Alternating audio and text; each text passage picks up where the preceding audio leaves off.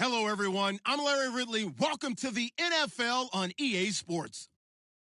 As we head towards kickoff, two quarterbacks will be on the field today trying to push their team to victory.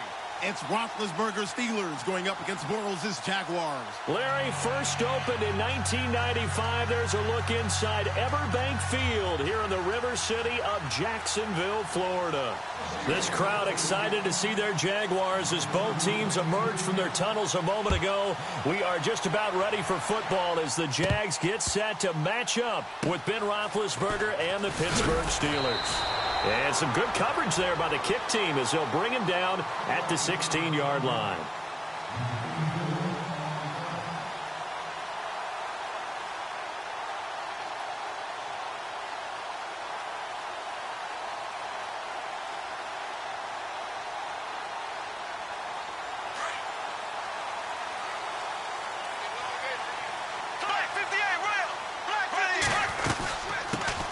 On the ground, this is Leonard Fournette. And he finds enough of an opening to get this one back up to his 20. It's a pickup of 4, and it'll bring up second down. Tough running there. That's a hard-earned 4 yards. Yeah, those are the unsung kind of runs. They don't fill up the stat sheet, but they do set you up in good position on second down.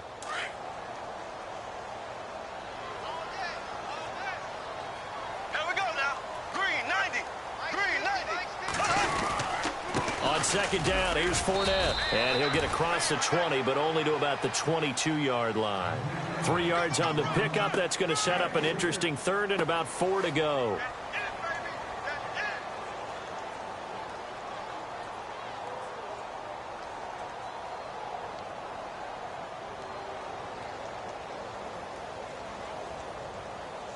And the defense searches for one more stop here after the run on second down. The play fake to Ivory. Now Bortles. And he takes a shot on the release as this will be incomplete. Pressure, and that's certainly going to be a key to this game going forward. And that time, they were able to get in there and influence the throw. And remember, quarterbacks got to get rid of it. They don't have the Tucker rule that they can fall back on anymore.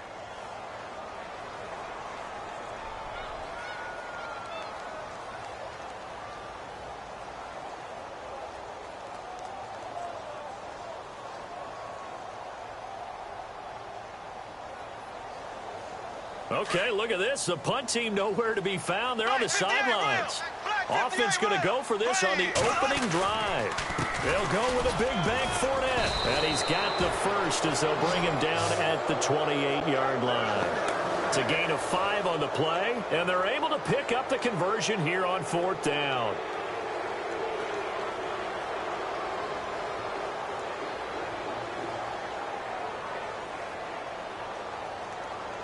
And a new set of downs here after picking up the first on the ground. They keep it with Fournette on first down. And not much, maybe a yard up to the 29. Nice job by that defensive front there to hold them to a short gain on first down. Well played, I must say. Yeah, only getting 1 yard. There was no room to run. 9 yards still remaining here to pick up the first on second down. Bortles to throw on second down. He'll check this one off to Fournette. The Jags picking up the first down there, a gain of 12. And they're getting him involved early. You feel like they saw something on tape, or they just have a sense with him because he's had a good week of practice or something in that area. But they want him involved, just as you said. They want him to touch it either in the running game or the passing game, but they must like the matchups they're getting. Fournette, a first down carry. And he takes it past the 45 and down at the 46. Give him 5 on the carry there, and it'll be second down.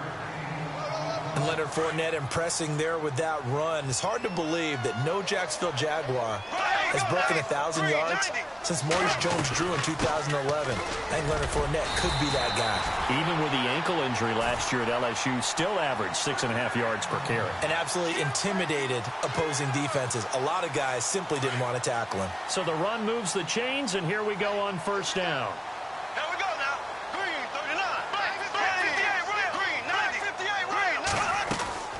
They'll run it now out of the gun. And he'll get this down only to about the 46. A gain of 3, second down. Not much happening there on first down. I thought there might have been a hole for a split second. Yeah, but it dried up pretty quickly, didn't it? Closed fast. Less than a minute to go here in a scoreless first quarter to this point. Bortles going to run the draw with Fournette. They'll get only a couple down to the 44. Partner, we know today's NFL is really built around the guy throwing the football. But these short runs, they still pay dividends because they can take their toll on a defense, and they can add up as the game goes along. You control the clock, you control the ball, and that way you often control the game. From the gun on third down, Bortles. And that's complete to Lewis. And he goes down, but not before getting this inside the 25. A good pickup there of 20 yards. They go play action here on first down.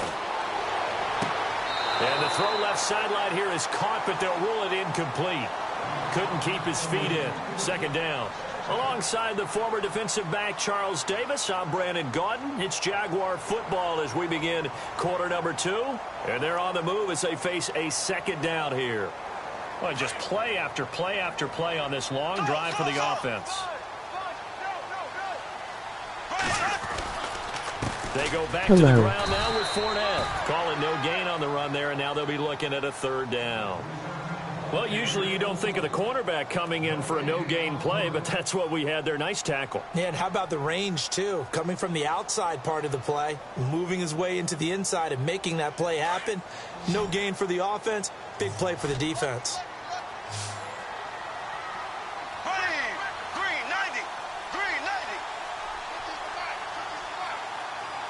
Wassup.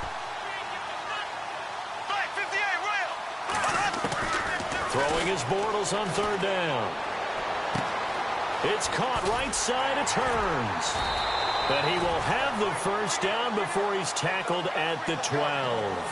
Bortles on the hook up to Hearns for the Jaguar first down. And now the passing game here in the second quarter starting to heat up a little bit. Don't you feel the rhythm starting to happen, right? You see it. Now the confidence is starting to rise. I think now's a play caller. Because that has happened, you lean on it a little bit more. You don't go totally away from running the football, but you do say, guess what? We can throw it well with a whole lot of confidence. And able to get him inside the 5 here, just inside the 5 to about the 4. Give him 9 on the carry that time, and they're set up with a 2nd and 1.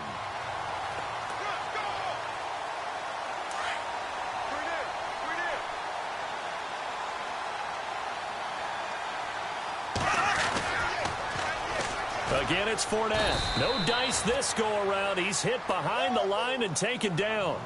He lost 2 there, and it's third down. We all have habits. We can be somewhat predictable, and you know me pretty well on second down and short. What I like to see? Play action. Yeah, without a doubt, I thought that was a great spot to call it. Instead, didn't go their way, did it? Now, defense sold out for the run. Worked out well. Now they'll send a tight end in motion left. They'll try and run for it with Fournette. And he won't have the touchdown, but he will have the first down as he's tackled at the 2. And they got 3 yards. That's enough. A conversion, and now it's 1st and goal.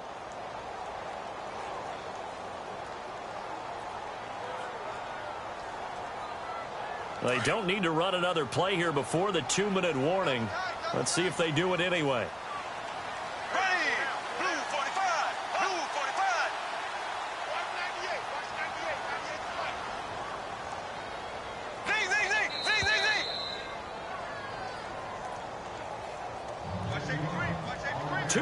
Remain in a scoreless first half. Back with more from Jacksonville. Don't go anywhere. We'll be back after this. And this seemingly endless drive continues.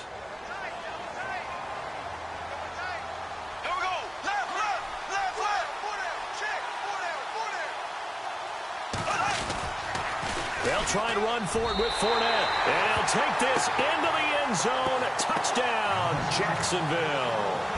A great effort there. Taking it in from 2 yards out. And the Jaguars drive right down the field and score on the opening drive. And he puts it through.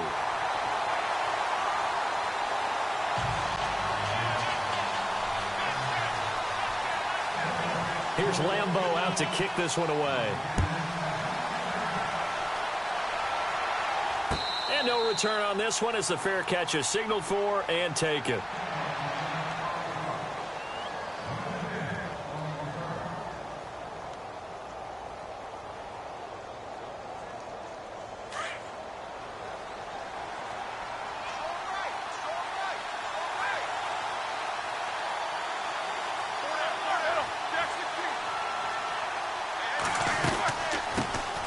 They'll start out on the ground with Bell. And he gets this one just shy of the 40. They'll mark him down at the 39. That one good for 14 yards and a Steeler first. Absolutely love the run right there. This guy's known for his quickness, but also for his speed. And he's able to get to the second level almost before you blink if you give him any type of blocking. Always talk about slot receivers, and they're usually known as quicker than fast. In this case, we've got a guy who's quick and fast, and he used it to great advantage. And they'll keep it on the ground with Bell. Oh, he's got some breathing room. And he is out of bounds on the other side of midfield. It's a Pittsburgh first down, a gain of 13. That's another nice run, and I have to tell you, some of the coaches that I played for, their philosophies were always different when they see a guy running the ball well. Some of them wanted to immediately go to play action and throw it now because it's wide open. While other coaches said, you know something? Until they stop him, that big boy's going to keep getting the football. And that might be the direction that they're going to go right now. So it'll be first down here after the run.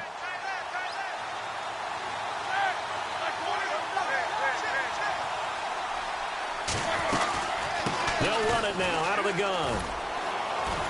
And he'll get this down only to about the 46.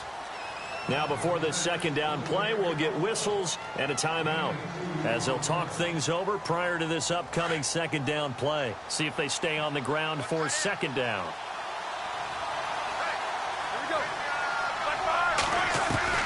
Now they'll throw it with Roethlisberger. Into heavy traffic, and it's intercepted. Picked off around the 27. And he's got some space here. The 20, 10, and he will take this one home. It's a touchdown. We thought this defense would be opportunistic, and they were. Here, you're already up. Now you got a 2-touchdown lead. I tell you, going out there on defense, did they have a little bit of extra momentum with a score already on the board? Oh, without a doubt. That already felt good to them. They took it and used it and obviously put up another one. But here's the thing now. Some defense coordinators might want to pull their guys back a little bit because they don't want them to make mistakes because they're too overamped. Others say, I've got a 2-touchdown lead. Go get them, guys. They'll be even more aggressive. Before the possession switches here, I had written down that I wanted to talk about some of the awards this past season in the NFL. We know Brady was the MVP, but Todd Gurley, Offensive Player of the Year. How about that for a bounce back? Many were questioning whether he'd had a sophomore slump the season before. Didn't even get to 1,000 yards. Was a dominant force in 2017. How about his teammate Aaron Donald on the defensive side? He took home Defensive Player of the Year award. Yeah, very impressive. They had both sides of the ball. Sean McVay deserving, I think you would agree, of Coach of the Year. Yeah, definitely. I mean, what he did for the Rams when they went from last in the league in scoring to leading the league in scoring and winning a division title. And how about the New Orleans Saints? Rookie of the Year, offense and defense. Alvin Kamara on offense, Marshawn Lattimore on defense. Juju Smith-Schuster, the intended receiver that time. And that'll make it third down. From the gun, it's Roethlisberger. Going deep here for Bryant. And that one incomplete. Had some position but couldn't hold on, and it brings up fourth down. This team is not going to make it easy for you. They're a physical group, and we just saw it there on that play. He came in, made the contact, just as he's trying to haul it in. The 3 straight incompletions, they don't care. That hasn't dissuaded them. They're going to go for it on fourth. They'll indeed go for it with Roethlisberger. And he's got Rodgers. And they're going to get this one all the way out across the 45. And now we won't see a play on first down. We're going to get a timeout instead as they get the stoppage with just under 50 seconds remaining in half number 1. Now Roethlisberger on first down. Into double coverage, and it's intercepted. Picked off by the linebacker, Paul Posluszny. And his guys are going to take over at the 34-yard line. So the football switching hands here in just a second.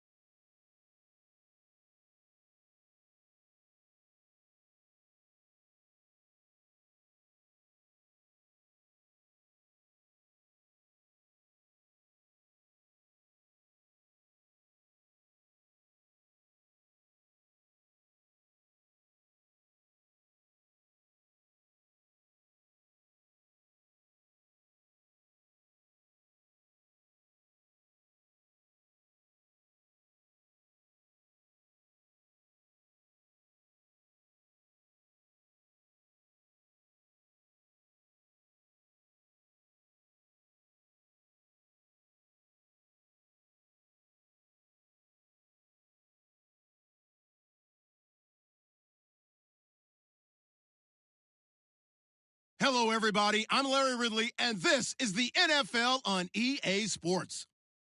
We've got a good one on tap today, and there's going to be two quarterbacks ready to get it done on the gridiron. It's Bortles' Jaguars going up against Brady's Patriots. Larry, we are about an hour's drive southwest of downtown Boston in the area known as Patriot Place, Gillette Stadium, here in Foxborough. All the success in New England over the last few decades, and this crowd has never been more enthusiastic. A moment ago, the Pats emerged from their locker room. They are set.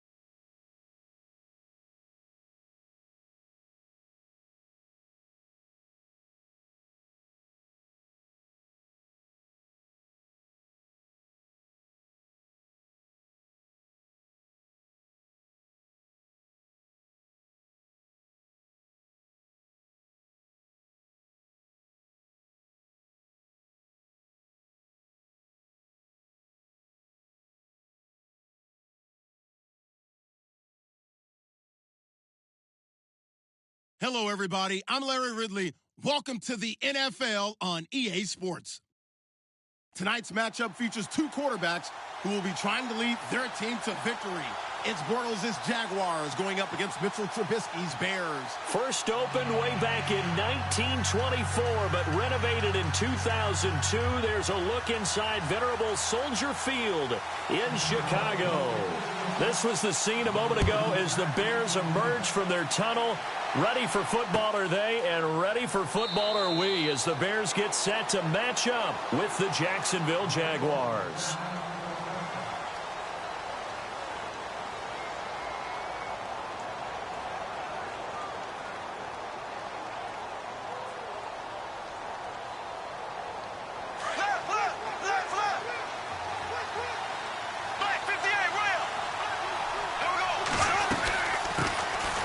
First carry for Leonard Fournette.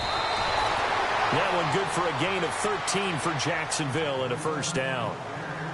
That O-line, they cleared a big hole there on that run. The athleticism of offensive lines continues to evolve, and we're seeing it here. Not only they're controlling things right at the line of scrimmage, but they're able to get upfield to get to what we call the second and the third levels. You know, get to linebacker spot, the secondary spot, getting all the way downfield with their blocking, which helps keep the running back clean. They'll try to continue that trend here this afternoon. No gain on the play there, second down. Then he got off the end there very quickly to make that play. Yeah, it was almost like the bullet train, wasn't it? I mean, just zoom, quick, quick, quick. And what a terrific play, holding them to no gain. Throwing is Bortles. Completes it left side to the tight end Lewis. And he'll get up near the 45. They'll spot it at the 44. 6 yards is the pickup, and that'll lead to a third down.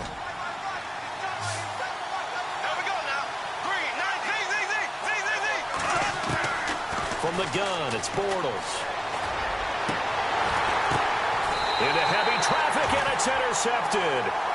Adrian Amos with a pick, and they will set up shop at their own 46-yard line. Certainly not how they envisioned ending their opening drive here in the first quarter. Too many ones in this play. First quarter, first drive, first interception thrown. And that last one, that hurts. It's brought in by Kevin White. And he's brought down. 17 yards on the pickup there, and the drive will continue. Right after the turnover, they come out throwing. And that means it's a sudden change situation. We used to practice it on defense. Sudden change, get out there, stop the offense. But you typically run out there a little bit unsettled. I think that's why he came right out throwing the football, hoping to catch him off balance. And he did. For Jordan Howard, Charles, last year in 2017, not quite as good as the great rookie year he had in 2016. And a big part of that, very simply, there weren't any playmakers around him to keep defenses back and keep things stretched. He was running into 8- and 9-man boxes on almost every. And it's a fumble. And the Jags grab it. And a big turnover there as his guys will get the football back. Before the offense changes hands here, let's look back at the Super Bowl February 5th. What a game. I know you were there calling it offensively, though. Impressive on both sides. It certainly was, and let's face it, if you're in Minnesota, it's cold outside, but you talk about the offenses, they heated up in a big way. And how about Nick Foles? The backup quarterback turned MVP. 373 yards, 3 touchdowns, and, of course, the big one receiving on the Philly special. Quite a story. And as you and I were talking about off air, it was just a fluid game. Not a lot of penalties, just really clean play. Exactly the type of game the NFL needed for the audiences at home watching the game. And, of course, people looking for Hearns, and it's intercepted. Eddie Jackson picks it, and his crew will take over at their own 45-yard line. CD, I want to get your thoughts on some potential free agents this offseason before we change the possession here. Now, caution, many of these guys could be resigned, I know, but who are some of them? Kirk Cousins is one. Yeah, we're talking about difference makers. Kirk Cousins at the quarterback position. Looks for White, but it's intercepted. Picked off by Barry Church. That was a really nice interception. I think it illustrates the differences between playing man and playing zone. When you're in man, all you're focused on is the receiver in front of you. But when you're in zone, you're allowed to read the quarterback's eyes and go to the ball. That's exactly what happened on that play.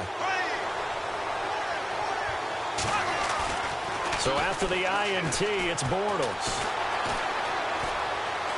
Gonna let one fly for Robinson. And here's another interception, the third of this first quarter. Picked off by Prince Amukamara. And he will bring this all the way up to the 30-yard line. I want to give a hat tip real quick, Charles, to J.J. Watt before the possession switches here. Walter Payton, NFL Man of the Year. They totaled up how much he helped raise for hurricane relief, $37 million. Incredible. Hurricane. Pressure comes, and Trubisky goes down. Malik Jackson coming up the middle, gets him there for a loss of about 9. And the D-line pinching together must be expecting the run. On second down, Trubisky. And that one goes incomplete. He's maybe lucky it wasn't a fumble as he got hit as he threw it. And Charles, got to like what this defense has been able to do these last couple of plays. Yeah, they get the sack on first down, then they force the incomplete pass. Now they're just a play away from getting the football right back, but it's a big play. They've got to hold up. Now Trubisky on 3rd and long. And he overshot him there. It's out of bounds, incomplete. It's a great job by this secondary. When I watch them, they remind me of elite defenders on a basketball court, right? They want to contest each and every pass. Great contest on 3rd down to bring up 4th. O'Donnell, he's on to punt as he gets this one away. Look at the spin. Balance. A great return there of 20.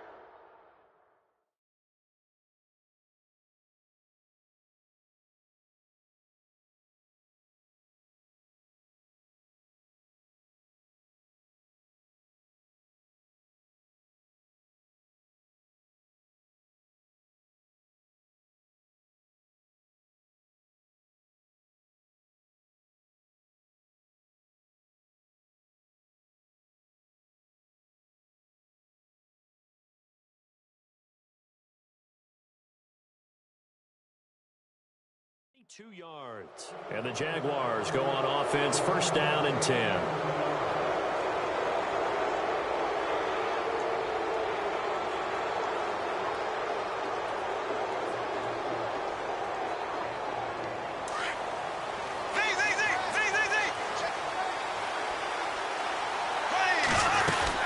They'll start out on the ground. It's Leonard Fournette.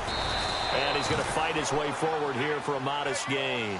He'll get a nice chunk there on the 1st down run, and it's 2nd and 4. Well, they did throw interceptions on their last 2 drives, so no surprise at all they decided to start it with a running play. I'm actually a little bit surprised, though, that they got as much out of it as they did. Yeah, decent little gain. Puts them in a pretty good spot for 2nd down. Call it a gain of 4 there, so it sets up a big play here. 3rd and a yard.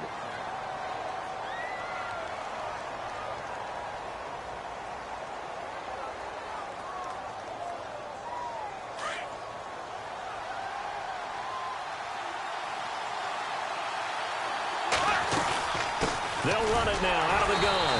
And he's going to be brought down on what will be the final play of this 1st quarter. Alongside the former defensive back Charles Davis, I'm Brandon Gaudin. It's Jaguar football as we begin quarter number 2. And they've got it here with a 1st down.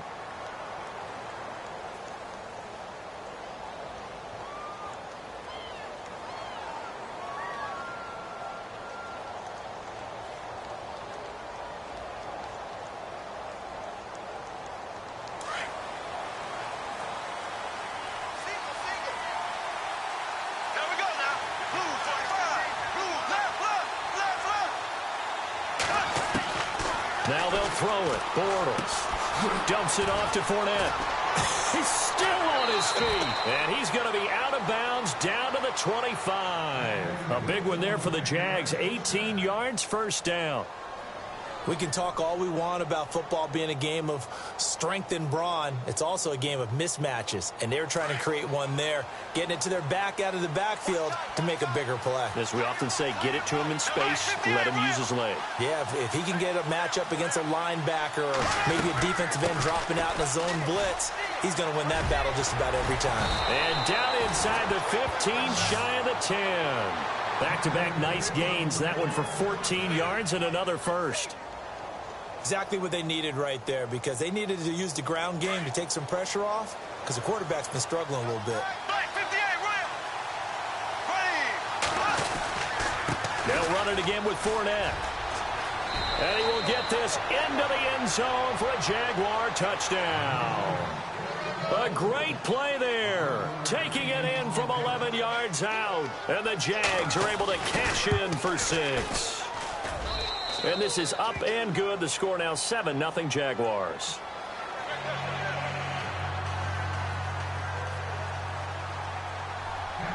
Here's Lambeau out to kick this one away. Fielded about a yard deep. And all that work, but he stopped where he ultimately would have been, and he's simply taken a knee, and that's the 25-yard line. Chicago's offense getting set to take over, and it's a crew, not only offensively, but defensively, obviously, collectively. The 4 straight last-place finishes. That's what they're facing as they enter 2018. Now, if there's a silver lining, I guess, they did go from 3. Jaguar pressure and a Jaguar sack. Yannick Ngakoue in there to bring him down for a loss of 7. Great job defensively. I think he was trying to go through his progressions, find someone to get rid of the football. Before he knew it, he was on his back. So that just brings us right back to what you said in the beginning. A great job defensively. Nowhere to go with the football. That led to the sack.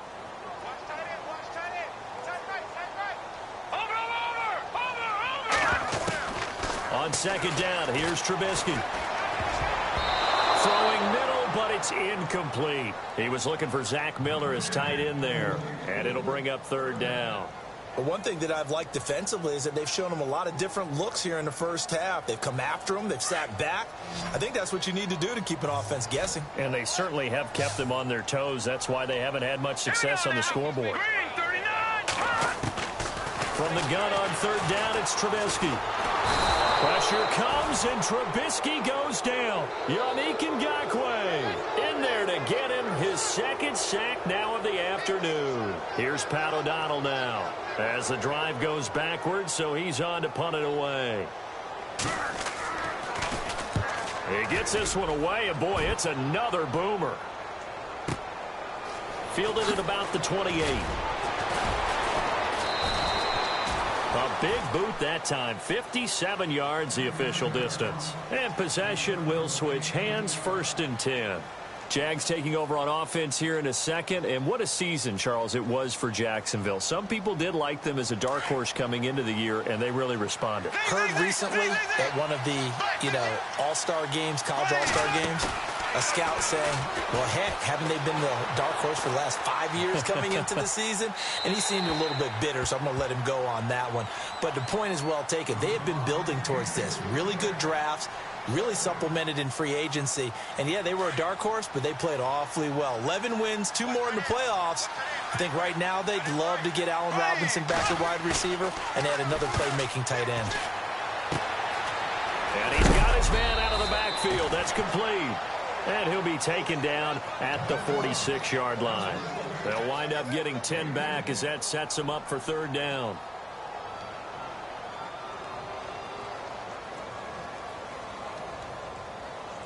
And on third down, a nickel formation here defensively.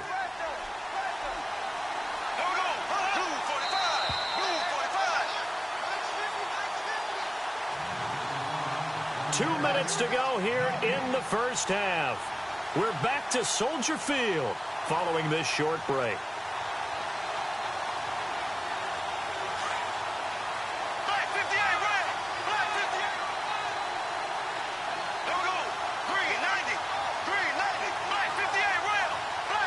Burns the man in motion left.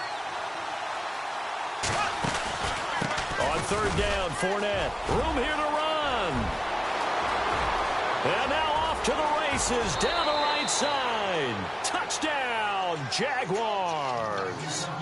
A big play there with his second touchdown here in this first half. And the Jaguars add on to their lead. And it's good to make it 14-0.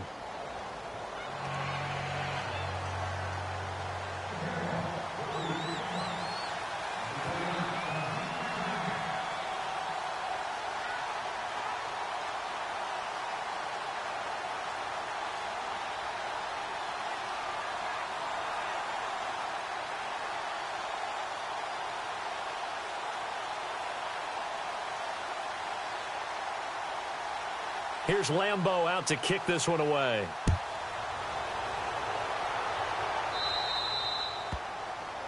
And that drives coaches insane, doesn't it? When they see that happen, it just doesn't feel right, does it? Plus, you're giving up yardage.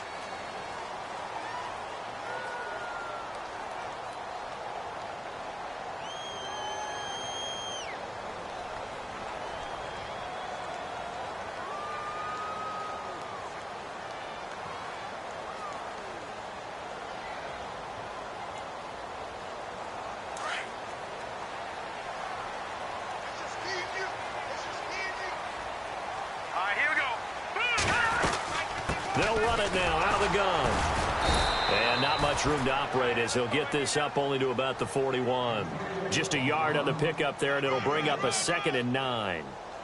Defenses always talk about earning the right to rush the passer on 3rd down. And you know what offenses want? Win 1st down so they can set things up for themselves better. And that wasn't helpful there. Not a big impact on 1st down.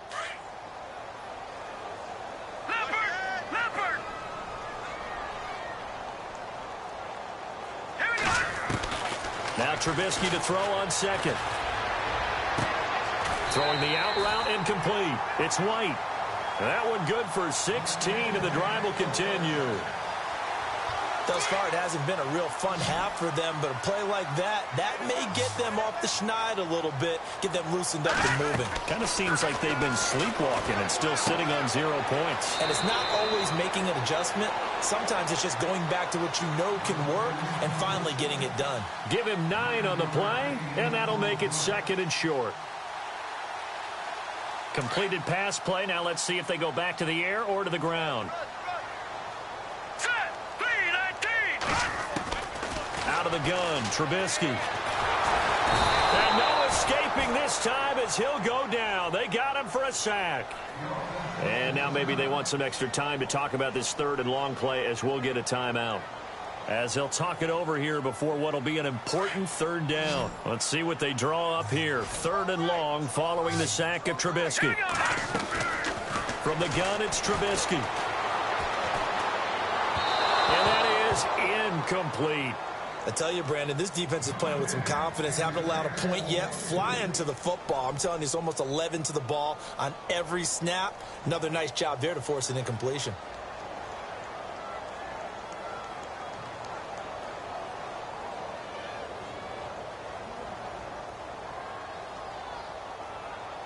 Trubisky and the troops staying out there. They will go for it. 4th down. Here's Trubisky. That's complete to Meredith. And he'll get this one down near the 20-yard line. Give him 22 on that one.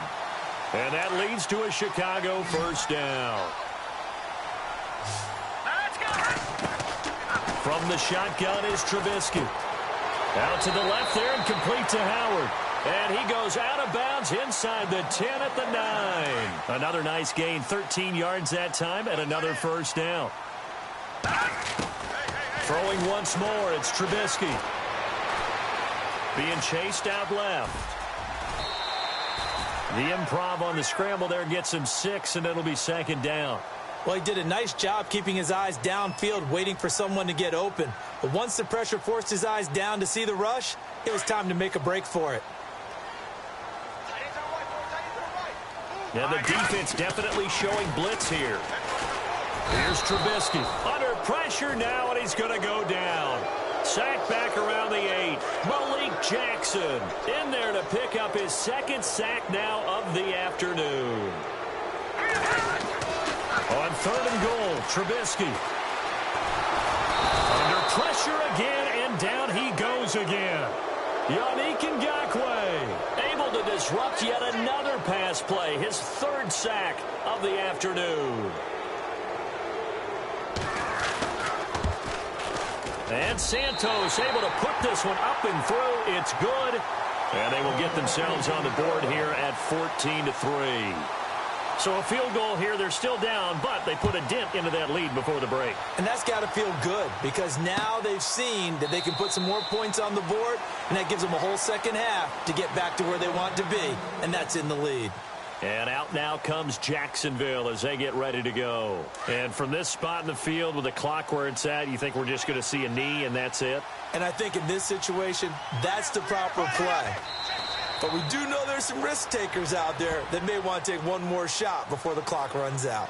Time for a break. We've hit halftime. 2 quarters down, 2 still remain. We step aside. This is the NFL on EA Sports. Both teams appear ready for the fight ahead, and we resume action here in quarter number 3. This is taken about 7 yards deep. And he'll make it across the 20 as his guys will set up shop at the 23-yard line. So here's the Bears offense now as they get set to start this third quarter. They have the ball here for the inaugural drive of the second half. Pretty big deficit, though. We'll see what adjustments were made in that locker room. And I never want to make something more important than it actually is, right? I don't want to create more hype than what is there. But this is I'm doing it, though. This is a really important drive. And we often talk about teams scripting plays to start a game. A lot of them script to start the second. And the defense has it covered. It's intercepted.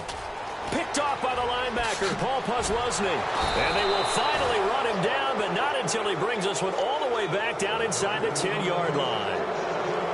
First possession of the third quarter, an interception, so maybe a second-half tone setter. Indeed, and not the tone they wanted to set. That's the equivalent of running out the wrong door and running into your pool instead of running out onto the field. A real dud for that one. Has that happened to you before? No, but I've heard stories about teams actually doing that back in the good old days. And he maneuvers his way down to the 3-yard line. He'll get 6 on the ground there, and it'll be 2nd and goal coming up. They come out here in the I. Now they'll send a tight end in motion left.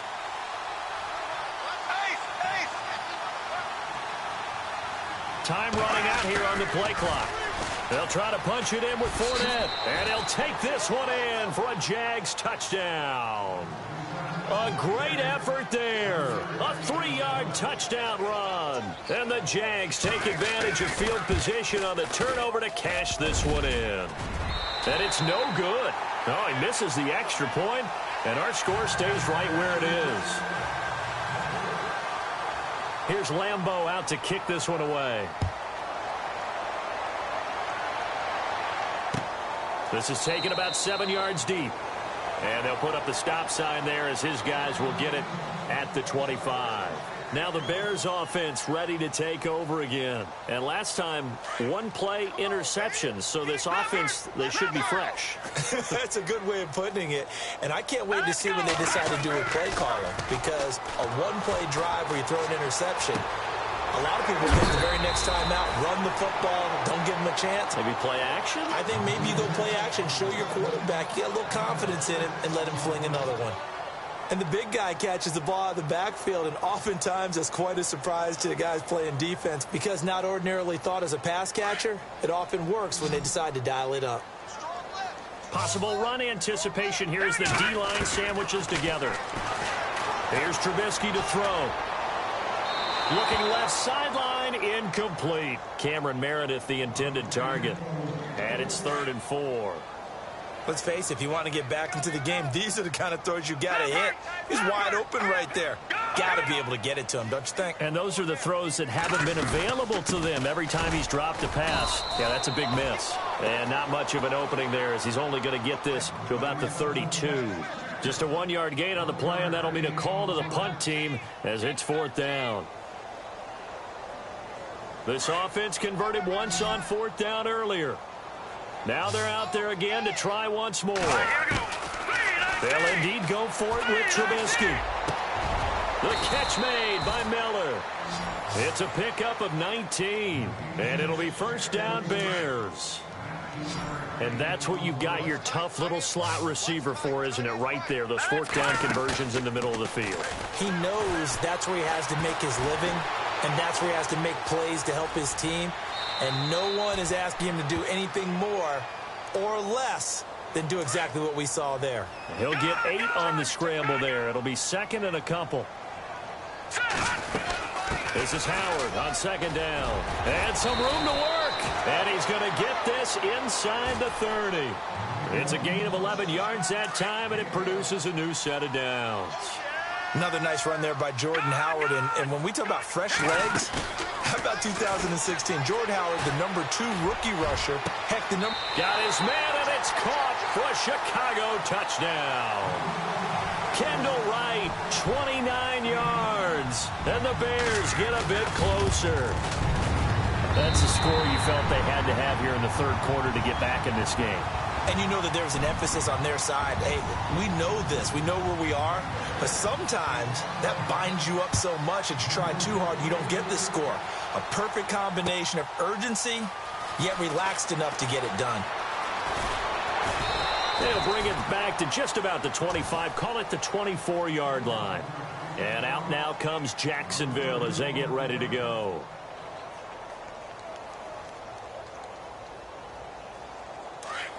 Shift together here from the...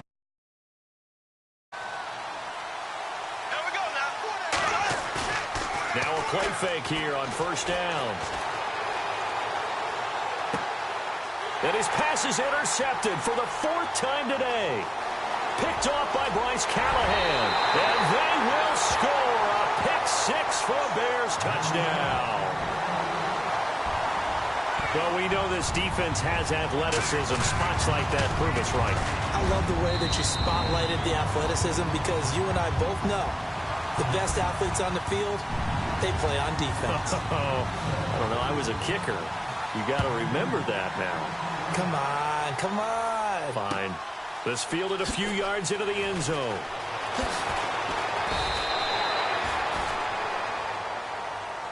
And out now comes Jacksonville as they get ready to go. And they gave up the pick-6, and now they'll be looking to right the ship here. Now, as a quarterback, are you a little more cautious this go-around? You should be, just because after what you gave up. But you can't be so cautious as to just really take things in, and now you're not going to play loose enough to give your team a chance to score.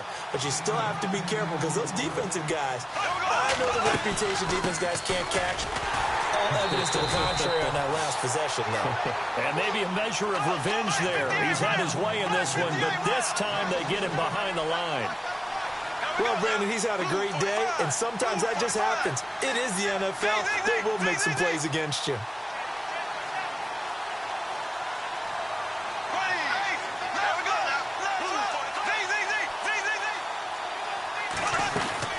They'll run it now out of the gun. A big hit.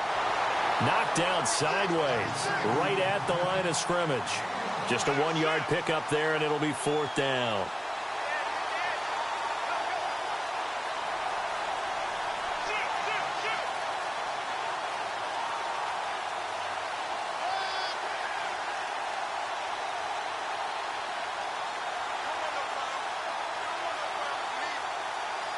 And how about this one now? In their own territory, a gutsy call. They're going to go for this on 4th and a yard.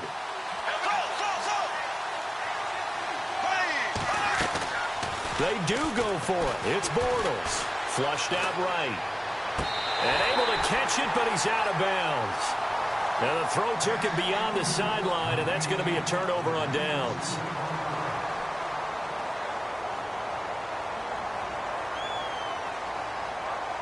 And a great spot to start this drive from here.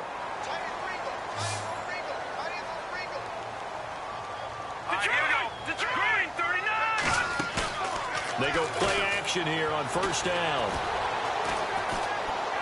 Pass incomplete, but the flag in the backfield, and this might be a roughing call. Well, when you're leading in the 4th quarter, that's not the penalty you want. Not at all, and now your discipline comes into question. Having poise this stage of the game, you can't have those kind of plays. And able to push his way forward here for a good little gain. It's a 6-yard pickup, and it gets him to 2nd and 4. Frustrating for a defense, energizing for an offense. Finding a way to create that type of yardage in your running game, that'll make the guys carrying the ball very, very happy. And the stop will come inside the 5 at the 4. 7 yards on the pickup there, and now they've got it 1st and goal. Well, partner, I know this type of running back. I mean, this size, this intensity usually gets better as the game goes on. I can just tell you from experience, the first few quarters, oh, you're eager. You come running up there, I'm going to tackle this guy. By the 4th quarter, you're coming up and thinking about it. And D-line wearing down 4th quarter. Yeah, that's not a guy they want to see consistently. Only a yard that time, 2nd and goal. Well, big man with ball met bigger man on the other side of the line. A really nice play for the defense. And he goes backwards on this one, losing yardage to the 7. So he loses 3 yards there. Now 3rd down. Well, that's the big drawback to this play. Even if somehow the quarterback pitches it, he's not immune to the big hit. In this case, he kept it and absorbed it anyway. Now Trubisky to throw, eluding the pressure right. And this is going to be incomplete. They may be snapping the ball near the goal line, but all you're thinking defensively, keep them out of the end zone. Force the incompletion, force him into going for 3, and not giving up 6. And Santos able to put this one up and through. It's good. And in the 4th quarter, this game is tied. Well, you talk about clutch right down the pipe, and this game's all even here in the 4th. And he didn't leave much doubt there, did he? Good snap, good hold, and that one was dead center. And out now comes Jacksonville as they get ready to go. And on that last drive, went for it on 4th, turned it over. But good job by their defense, though. They held them to 3, but this offense, they've got to be a little bit better, a little bit more careful here. And sometimes when you see these calls on 4th down, when they decide to go for it, it's not necessarily the coach saying, I believe in my offense. Sometimes the coach saying, I believe in my defense. I can afford to go for it here, because if we don't get it, I don't think we'll give up more than 3. And that's exactly what you think that factored in? I do. I think that he had that in his mind going into the game, that I'm going to be aggressive on offense because I know I've got a defense that can hold up their end. That's good for 21 yards and a 1st down. They don't need to run another play here before the 2-minute warning. Let's see if they do it anyway. Here we go now. Blue 45. Blue 45.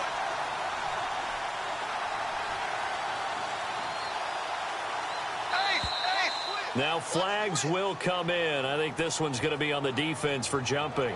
So they got him coming up from his linebacker spot. And sometimes the position designation really doesn't matter. If you creep up to the line of scrimmage, you just have to look for the football. Make sure it moves before you do. After the penalty, it's Fournette. And some space here. 20. And he gets this one all the way down inside the 15, just shy of the 10. Time for a break. We'll come back and see how it all shakes out after this. And the D-line pinching together must be expecting the run. They'll run it now out of the gun. And he's going to fight his way forward here for a modest gain. And whistles, and we're going to have another stoppage of play as they call the timeout on defense with 1:53 left. Bortles on the give to Fournette. A good display of power, but ultimately it gets him just inside the 5 to the 4 and no further. And now the Bears going to signal for another timeout. That'll leave them with just 1 remaining in this 4th quarter of play. In motion goes the tight end. They'll run it now out of the gun. And he'll go backwards, losing yardage to the 5. And now we're going to get a timeout here called by the defense. That'll be their 3rd and final stoppage here as we step aside. And Lambeau will put this one through. And they have taken the lead here in the final 2 minutes. Now then, it's a big kick right there to give them the lead in the 4th. But, Charles, there is still time left for a final drive. Brandon, you know they would have liked to take the clock down just a little bit further, at least under a minute or so, but this one's not over yet, especially since they just need a field goal. The Bears offense now heading back out onto the field. And they had 3 points last time, but they didn't want 3 points because they were well within range of scoring a touchdown. We'll see if they can do better now. I'm with you on that one. Let's just go ahead and be frank about the whole thing. The only one happy about the 3-point. The kicker. Exactly. You put it through the post. That's going to help him at contract time. But that offense, they're thinking, let's get in the end zone this time. I don't know if that helped him at contract time. You could have kicked that one through. I don't know about that. Toe bash. I don't know about Toe that. bashed it. Super toe.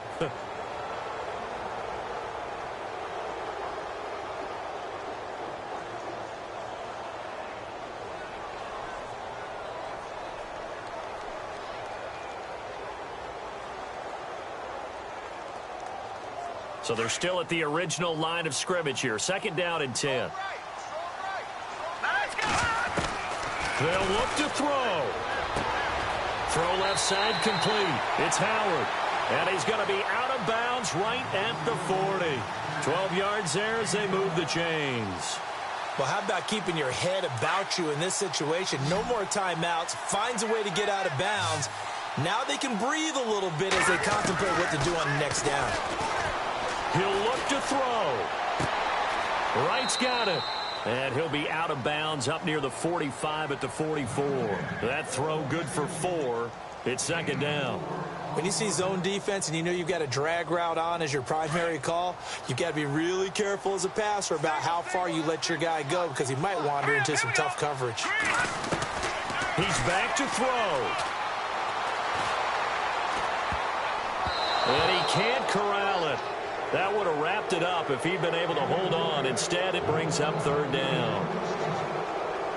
So he's unable to complete it there, and just not the game that you would expect from him. He's been off the mark really start to finish. Yeah, it makes you wonder what exactly is going on. Is he a little bit dinged up here, or is he just off just by a bit? Maybe he can get it back in this situation. He'll need to. This defense has watched their lead dwindle away. This is where they really need to bow up. They executed well there. And it's often hard after you've played really well early and then you kind of relax a little bit to step on the gas again. They just did it on the last play.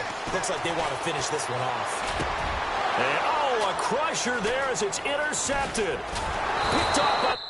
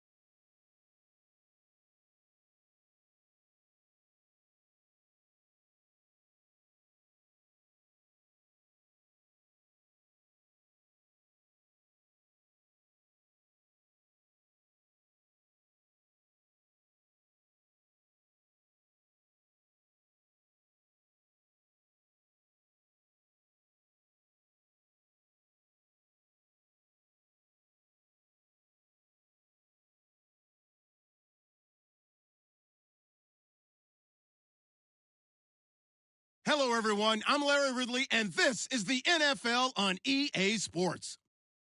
Two teams will need their quarterbacks to step up and lead their offenses on the gridiron today. It's Bortles' Jaguars going up against Bortles' Jaguars. Larry, the fans in teal and black are ready to lock down the bank as you get a look inside Everbank Field in Jacksonville, Florida. A few minutes prior to us coming on air, this crowd was jolted into action with the introduction of these Jaguars. They're set for football as the Jags are ready to match up with the Jaguars.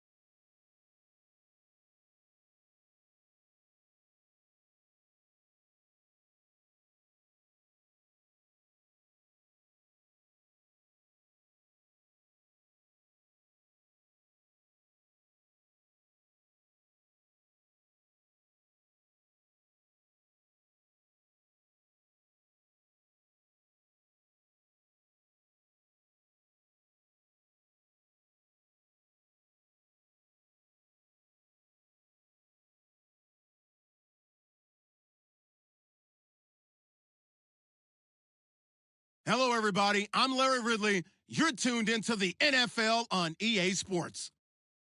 Tonight's matchup features two quarterbacks who will be trying to lead their team to victory. It's Carson Wentz's Eagles going up against Bortles' Jaguars. Well, Larry, with a sight of fans splashing in pools behind the end zone, we can only be in one place. That's Everbank Field in Jacksonville, Florida. This crowd excited to see their Jaguars as both teams emerged from their tunnels a moment ago. We are just about ready for football as the Jags get set to match up with the Philadelphia Eagles.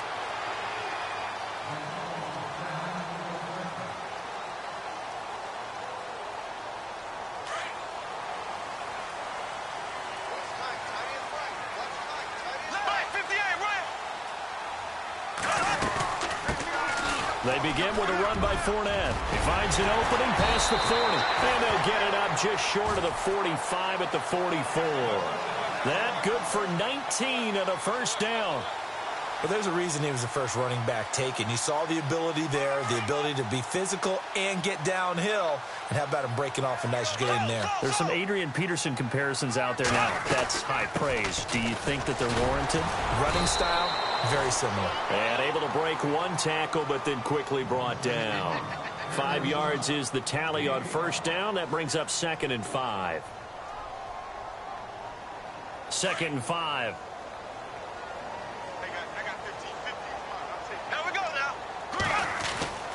Throwing is Bortles. And this is caught. Mercedes Lewis with a grab. And he gets this inside the 35-yard line. A Jacksonville first down on a pickup of 17.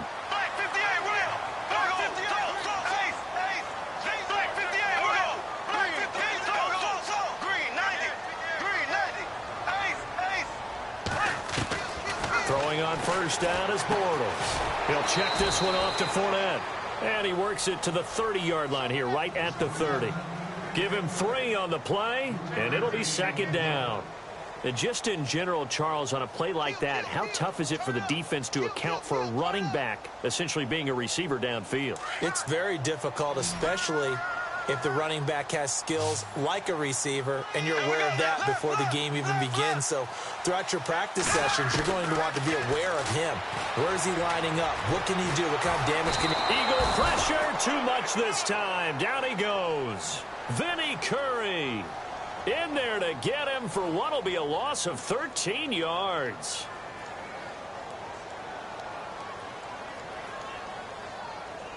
Following the sack, 3rd and long for Bortles and the Jags.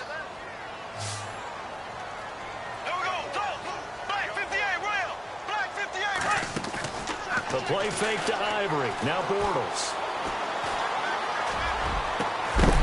He's got it with the 15. And he gets this one all the way down inside the 15. A big 30-yard play on 3rd.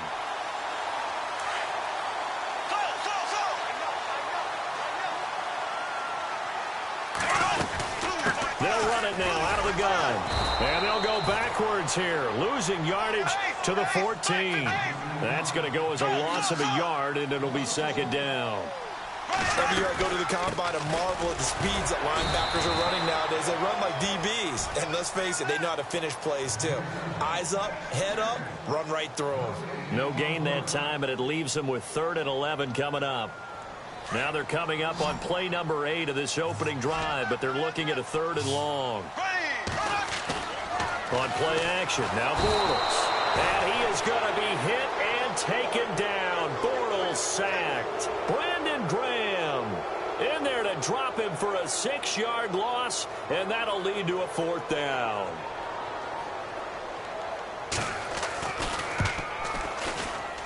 And Lambeau will put this one through. And the Jaguars grab a 3-0 lead. So the folks here in the stands this afternoon, they're happy about that one. Their guys get the early advantage after the opening drive field goal. And they should be happy. Their guys look good getting down the field, and that's got to give them hope that good things are in store here today. And the decision to bring it out will cost him about 5 yards as he'll get this only back to the 20.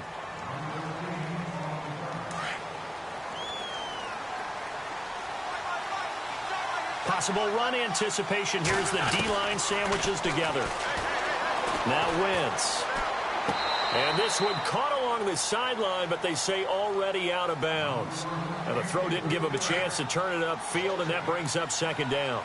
That's a nice catch, but unable to stay in bounds. And remember, it wasn't a wide receiver who works on that all the time. I was going to say, he likes to nowhere to escape, and he goes down. Calais Campbell in there to drop him, and it'll be a loss of about 8. Partner, I know the ball security's preached like crazy, but every now and then you've got to know when to get rid of the football and save a little bit of yardage if you're a quarterback. Because now if you're the offensive coordinator, what does it do if it was 3rd and 10 versus 3rd and much longer as it is now? Yeah, it changes everything in terms of play calling and the pressure you might expect to face on the very next down. Had to throw the ball away and save the yardage. He didn't get it done. So on 4th down, here's the veteran left-footed punter Donnie Jones to kick it away.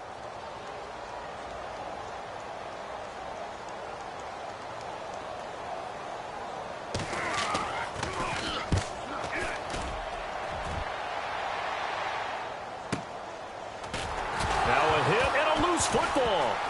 And it's picked up by the Eagles. And they'll start with great field position at the 41-yard line. Eagles will take over here in just a second on offense. And, Charles, as you look back to the Super Bowl title run that they just had, what were some of the moves that made that possible? I'll keep it on the offensive side of the ball because I thought their front office did a fantastic job of having... Touchdown, Philadelphia! LeGarrette Blount, 41 yards. And the Eagles are able to cash it in for 6. And on that long run, maybe the defense caught napping a little bit. The concentration level may not have been there. I agree with you on that one because those types of plays, when they result like that, they're almost like big bolts of lightning, aren't they? Whoosh, and off he goes. That's fielded in the end zone. And no run back here. This will be a touchback, and it comes out to the 25-yard line. Here comes the Jaguars offense as they get set here. And a methodical drive last time, but they couldn't get that knockout blow. They had to settle for 3. But you got to like what they've been doing along the way, right? It's almost like the body blows, the setup punch. As you said, they didn't get the knockout blow here, but that doesn't mean it can't come later in the game on another possession. And the defense on the other side, maybe a little gas. Yeah, right? a little tired. And if nothing else, they just feel relieved getting upfield, only giving up 3. They don't exactly feel like they've handled the offense. I know for us it's fun. And it's not so much fun for the rookie receivers when we see them coming into the league and they've got training camps. You see them working on getting 2 feet down instead of 1. But the best ones train in college trying to get 2 down instead of 1, so the transition's a little bit less. In this case, though, wasn't able to complete it anyway. It's funny, throughout the time that we've been together, when we talk with running backs about the ability to catch the ball, their eyes light up when they talk about open field and having one-on-one matchups, don't they? Yeah, they do. And that's the reason. And no escaping this time as he'll go down. They got him for a sack. Donnell Allerby able to him for a loss of 12, and it'll be 4th down. So on 4th down, here's Brad Nortman on to punt it away. Back deep is Darren Sproles.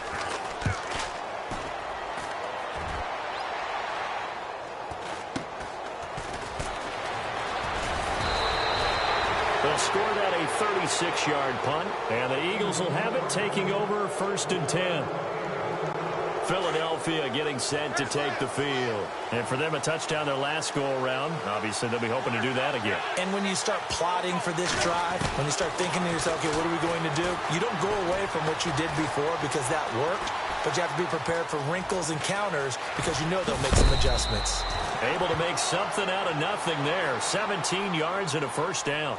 So the youngster able to use the legs to pick up the first. And one of my pet peeves when they see this guy play, when Carson Wentz takes off running the football, I always hear people go, oh, he's sneaky athletic. No, he's athletic. Watch him do it. It's an integral part of the quarterback run game, and he gets it done very, very well. Yeah, you don't like sneaky athletic, do you? That's just kind of a jab in the back. Yeah, not when it doesn't apply. I think that's a stereotype that needs to be broken down for him. They'll run it now out of the gun. They give him 13 yards there on the play and a fresh set of downs. So under the category of, while it can't be us because we're not that good, but could you imagine if this was you? The Garrett Blount, his first 1,000-yard season since, what, 2010, his rookie year, and 18 touchdowns in the regular season, and no longer with New England. He is over 30 now. He turned 30 in December. I don't know if that played a factor, but, yeah, such a productive year, and then he's gone. Well, that just tells you this. Now he's going to be playing with a chip on his shoulder trying to prove something.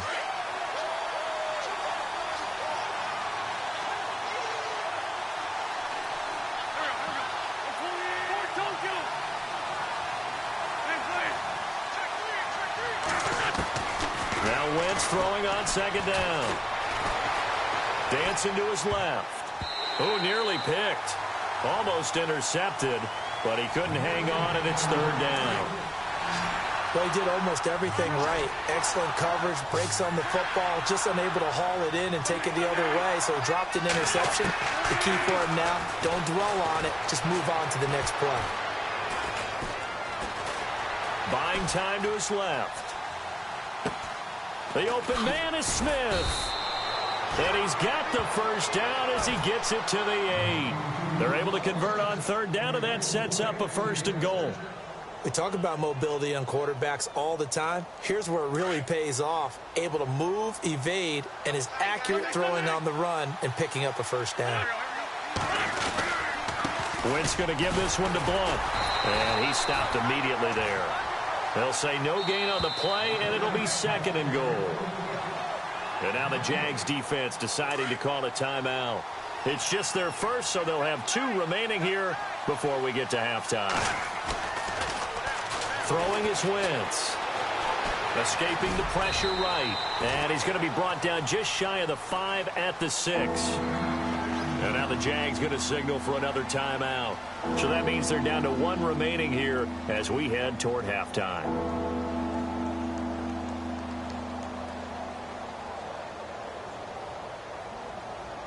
This will be play number 8 on the drive. It's third and goal. Throwing now is Wentz. Forced out to his left. He can run for it, and he will. Only able to get back a yard for his efforts, and that leads us to fourth down. And play is stopped here. Timeout. It's the defense calling the timeout here. And with halftime on the horizon, they'll be out of timeouts from here forward.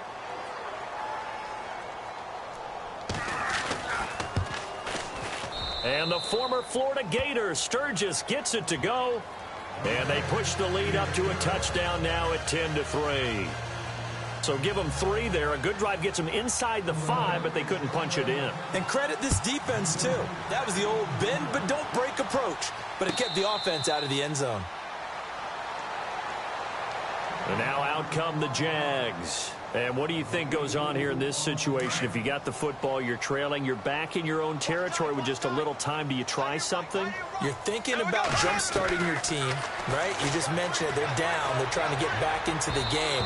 But you got to figure, if something goes wrong, you may have put yourself in a spot where you may not be able to come back in the second half. Managing risk, this is a big decision here. So 2nd and 10 here.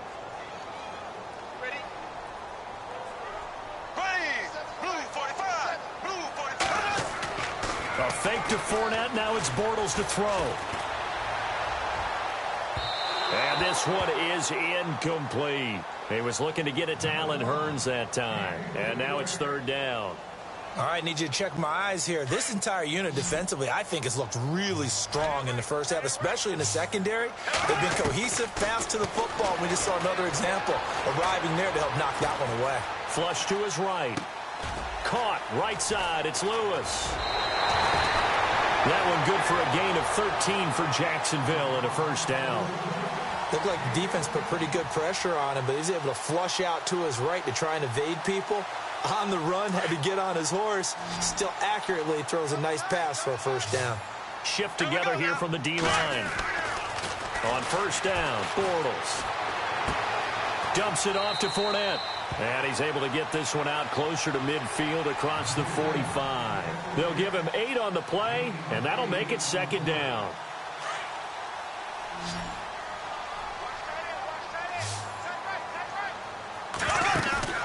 On play Play action. It's Bortles. And that's incomplete. Clock stops with 10 seconds left. Marquise Lee, the intended target, and it's 3rd and short. Had an open man that time, but ended up putting a little too much heat on it, don't you think, partner? Absolutely. Just needed a touch more air under it. Instead, he fired an absolute bullet. Bortles looking to throw on 3rd and 2. And Robinson with a big catch. And he's going to be out of bounds down near the 35-yard line. First down, Jacksonville. The passing game looking sharp on this drive for the Jags. And now we'll get a late timeout as it comes in the waning moments of quarter number 2. So even though it's first down, here's the field goal unit on now to try to get 3 before halftime. From the left hash, this will be a 52-yard attempt.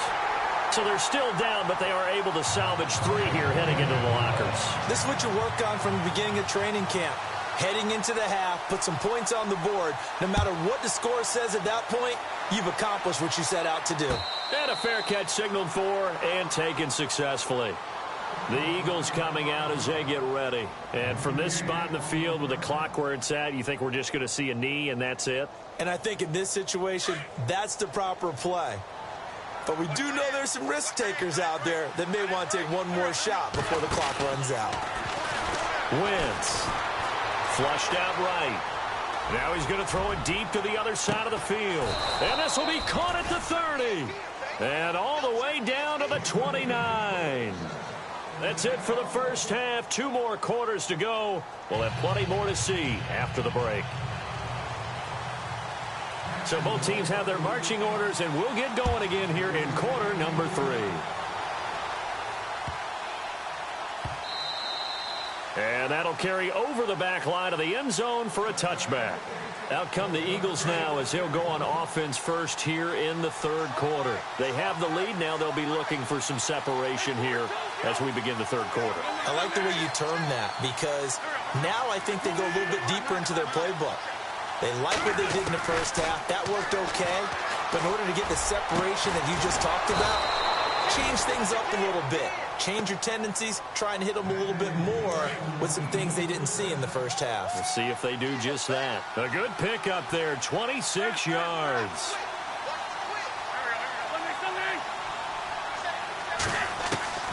On first down, Wentz.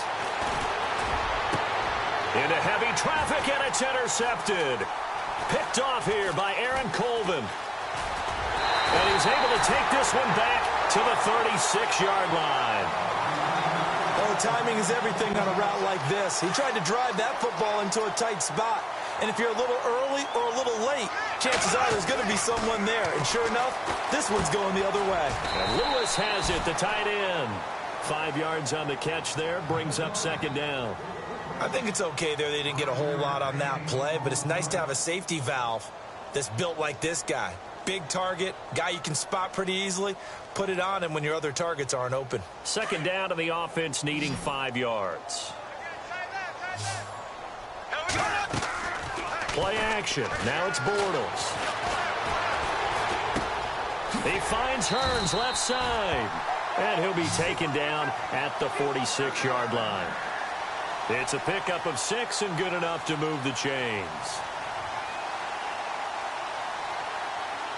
Offense comes to the line now, 1st and 10.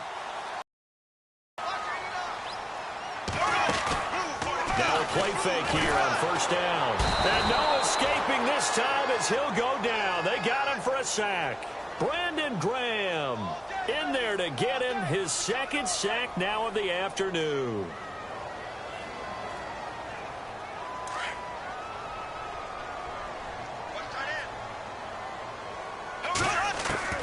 On second down, here's Bortles.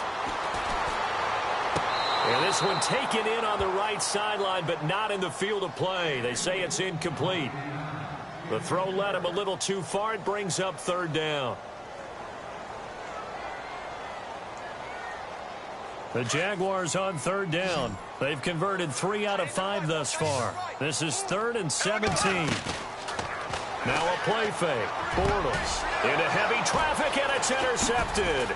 Picked off by a former first-round pick, Patrick Robinson. And this one will be returned to right around the 38-yard line. Bortles simply cannot keep putting his defense in these types of predicaments. He's got to take care of the football. And last season, a lot of the turnovers, just like this one, in Jags territory, 11 of the 16 really put them in a tough spot in plus territory for the opposition. And he'll be brought down, losing yardage back at the 40. Call it a loss of 2 on the play. And that'll make it 2nd and 12. Now Wentz on the bootleg, rolling to his right. And at the 7-yard line, the catch is made. And he'll take it into the end zone for an Eagles touchdown. Alshon Jeffrey, 40 yards. And the forced turnover on defense leads to 6 points.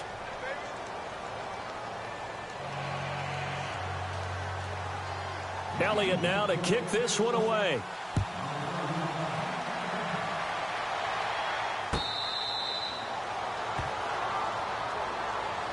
And out now comes Jacksonville as they get ready to go. And following the interception, just any interception, are you a little bit more cautious when you start that next drive, or no, you just throw that out the window? I think you are. I don't think that there's any way you can run back out there and go, totally didn't affect me. Let's just go ahead and be loose with the football again. You're going to take care of it, but you have to be careful about being too cautious because now you can't run any offense at all. Still want to attack. We'll see how they attack him here. He's going to leave this for his running back. It's complete. It's an 8-yard pickup, and it'll be a 2nd down. Everyone's got to be able to catch the football. Doesn't matter what position you play, but if you're on offense, be aware a ball may come your way. Bortles to throw on 2nd down. And complete to Lewis over the middle. 3 yards there, good enough to keep the drive moving. Many different ways to create space, but on that play, he did it with that big, wide body of his. Didn't get a whole lot of yardage on the play, but it did what it was supposed to. Pick up a 1st down. Now Leonard Fournette. And he will lose yardage back to the 34-yard line. That's going to go as a loss of 2, and it'll be 2nd down. Well, if these guys are going to chop into that deficit, they're going to have to do a much better job in the run game. Caught behind the line of scrimmage, no yardage to be found. Now Bortles throwing on 2nd down. He's going to flip one out here to his running back. And he'll be taken down at the 46-yard line. They get 11 back on that one. It leads to 3rd down. I know most of the time when the ball's in the air, you're thinking wide receiver, tight end, but running backs, they can be a big part of any passing offense nowadays. Back now in Jacksonville. It's Jaguar football, but a little work to do for them. They trail here as we start the 4th. The offense on 3rd down tonight, they've hit it 50%, 3 of 6 to this point. They're looking at 3rd in the nose of the football. To throw is Bortles. Pressure comes, and down he goes. The Eagles get there for the sack. Michael Kendricks with a big-time sack on 3rd down, and it'll be a loss of 7. And they're indeed going to go for it here on 4th down. So trailing here in the last quarter, let's see how this plays out. Now Bortles, got to have this one. He's going to fire one deep, and that's caught inside the 30. And he'll be taken down, but not before getting this inside the 30. And now the Eagles going to signal for a timeout.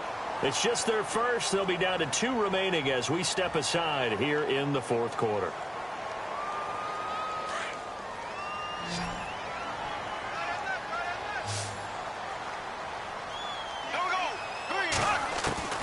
From the gun, it's Bortles. He's going to flip that out to the flat. It's complete. And he's able to get it down to the 25-yard line. Give him 2 yards on that play, and that'll bring up 2nd down.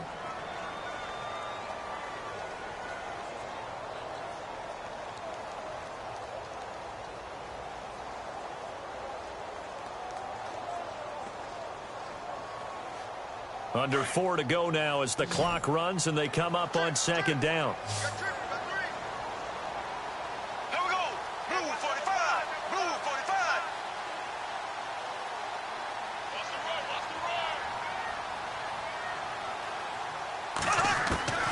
Shotgun now for Bortles. Over the middle, the connection to Hearns. And he'll be brought down inside the 20 at the 19. 6 yards is the pickup, and that'll lead to a 3rd down.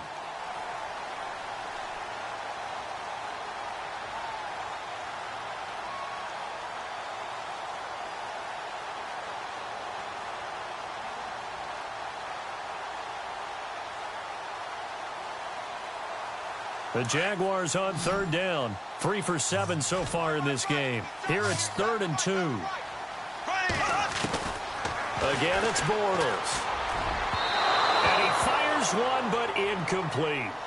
What a job by this defense all game long. They've come together and really said, no one's crossing our goal line, and they're definitely not going to start right now. You can just see the dejection. Feel like nothing is working offensively.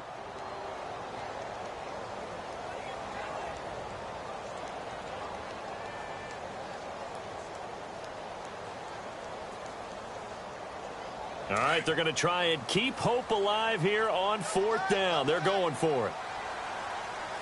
Go, go. Green, 39. Ace. Got to try it here. He's back to throw. And he is out of bounds. Looks like right at the 15. It's a gain of 4 that time.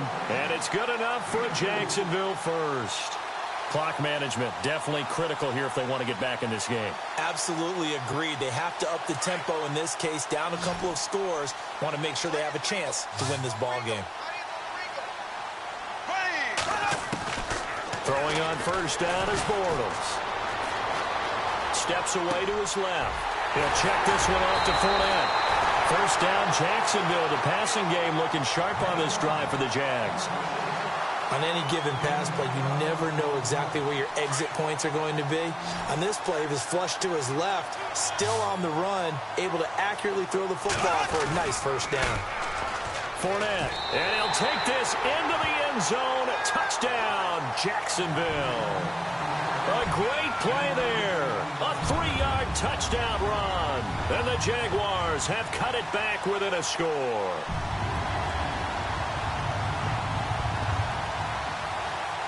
Josh Lambo now for the point after.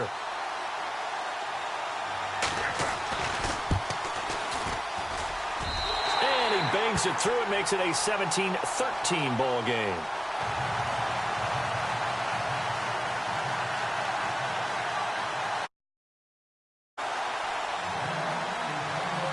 Here's Lambo out to kick this one away. This is fielded at the goal line. And he's up past the 20 to the 22-yard line. And out now come the Eagles. And they had to wait a long time to get the football back. Probably not what you were hoping for when you got an offense that's humming. Agreed. What you were looking for is the defense getting the ball back pretty quickly, right? Hoping for a 3 and out. So that didn't happen. You can't yell at your D for that. They've got to take care of their own business and reestablish themselves now that they're back on the field. And they see right through that defensively, as he'll be hit and taken down to the backfield.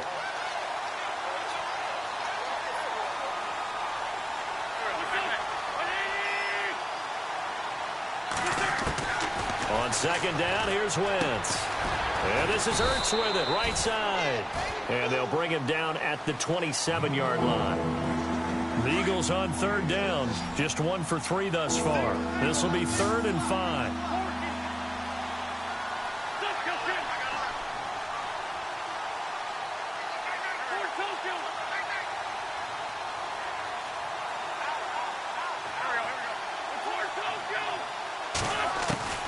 Wentz to throw.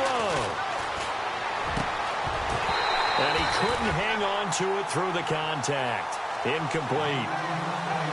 4th down now, and defensively, Charles, you know, they're just asking this crew for one more stop. And you know that they're feeling the momentum right now, but they have to be very careful not to get over-exuberant, overexcited, and blow an assignment and give up the big first down. And here's a big one now. Trying to hold this lead. They're going to go for it here on 4th down. The Eagles indeed snap it. Wentz. Aguilar has it. Give him 27 yards that time. And it'll be a Philadelphia first down. And now the Jags defense deciding to call a timeout. And they'll be disappointed to have to burn one there after giving up the first down.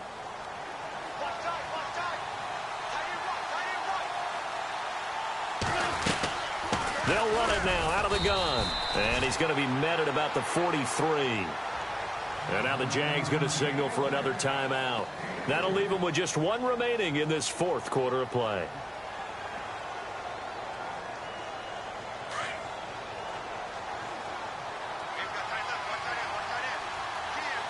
Here comes the D swarming to the line.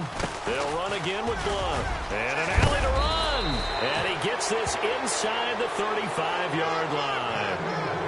Give him 11 yards that time and a new set of downs. But they picked up a little bit of yardage there, and now, in this situation, should be in no hurry to run a play really fast. Let the clock wind down. They'll run it now out of the gun. And he'll lose yardage. Brought down at the 32. And now we're going to get a timeout here called by the defense. That'll be their third and final stoppage here as we step aside.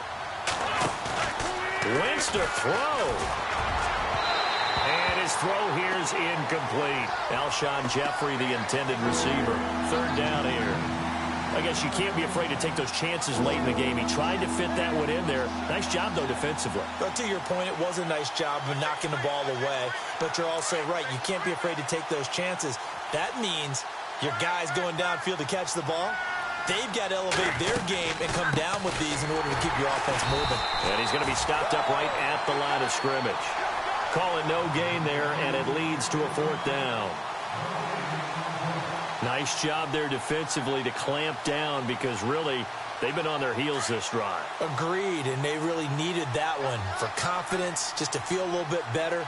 But I don't know if I would be daunted by them stopping me on one run. This drive has gone pretty well.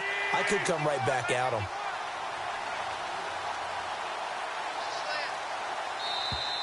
And now whistles and a flag, and I think we got a jump here.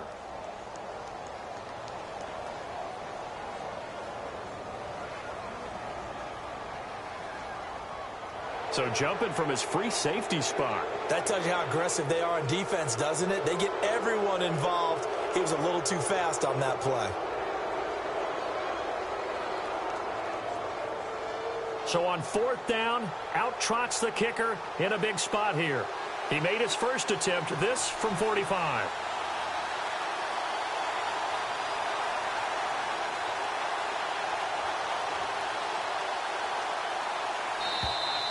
Now contact up front as penalty markers come in. Who is this?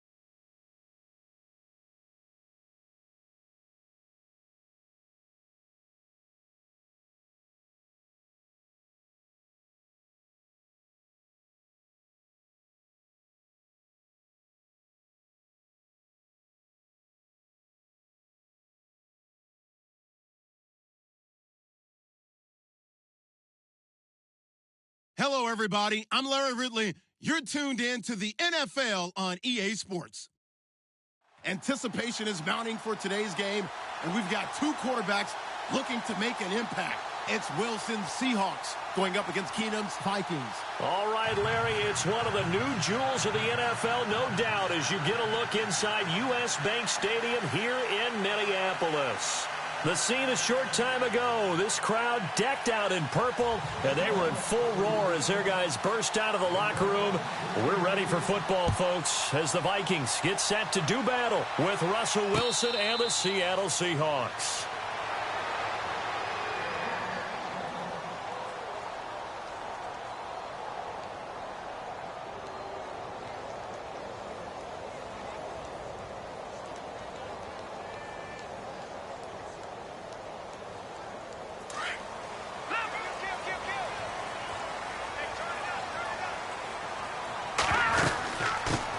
Now the first carry for Dalvin Cook. Space to maneuver at the 40. And he'll be taken down, but not before he gets into enemy territory. That one 28 yards on the ground. Well, last year, I'm not sure we saw very many of those runs, did we, from the Vikings? I mean, they had the poorest rushing attack in the league. Just 75 yards per game, but carries like the one we just saw, that'll help bolster that average. Yeah, certainly, and they tried to beef up the offensive line in the offseason, brought in Latavius Murray, and then drafted that. And he'll get into the end zone. Touchdown, Minnesota. A big play there. 47 yards. And the Vikings have taken a first-quarter lead. He's got it, and the Vikings take a 7-0 lead. Forbath out to kick this one away. This is fielded a couple yards deep. And he'll take it back to about the 19-yard line.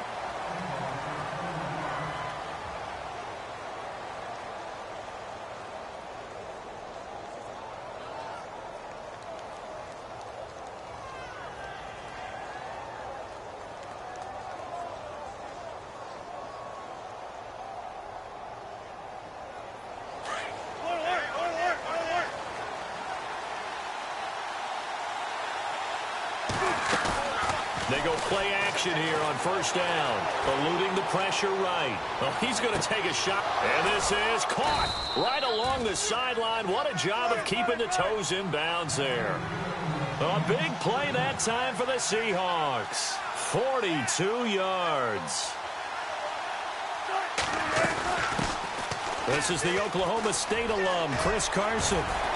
And he's going to be out of bounds down around the 35-yard line. Give him 3 on first down. It'll set up a 2nd and 7. Doesn't matter who you're rooting for in this game. The effort of the man with the football, getting away from one and trying to turn forward and get some yardage, I really liked what he did there. And the D-line pinching together must be expecting the run. Now Wilson on 2nd down. Nowhere to escape, and he goes down. Everson Griffin in there to drop him, and it'll be a loss of about 8. And on that one, the protection just broke down. You've got to have that leverage, don't you? We always talk about low man wins in the running game for an offensive lineman versus a defensive lineman. It's essentially the same thing in pass protection. Get lower than that defensive lineman so that you can keep your balance and keep him away from your guy trying to throw the football. Now it's Wilson sliding out of the pocket. Oh, the pressure too great, and he goes down once more. Daniil Hunter. He's the one to get in this time, and back-to-back sacks are going to bring up a 4th down. So on 4th down, as seen on TV, here's their resident strongman, John Ryan, on to punt. Marcus Sherrill's back deep for Minnesota.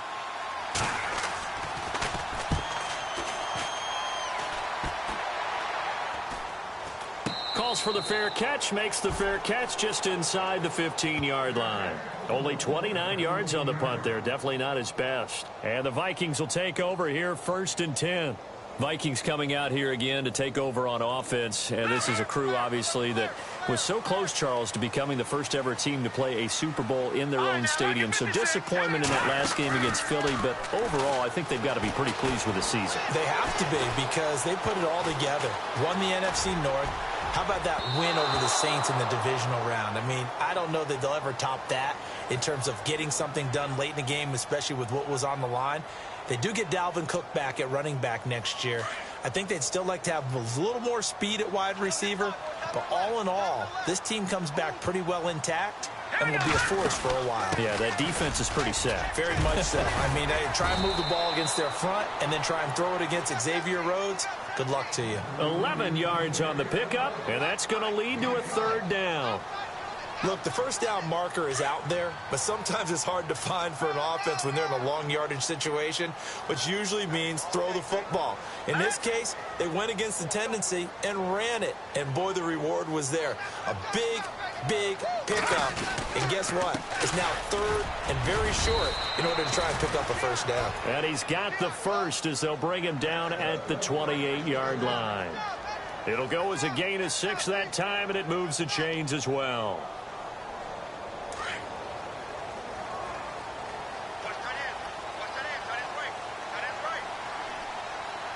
Looks like the defense in press coverage here.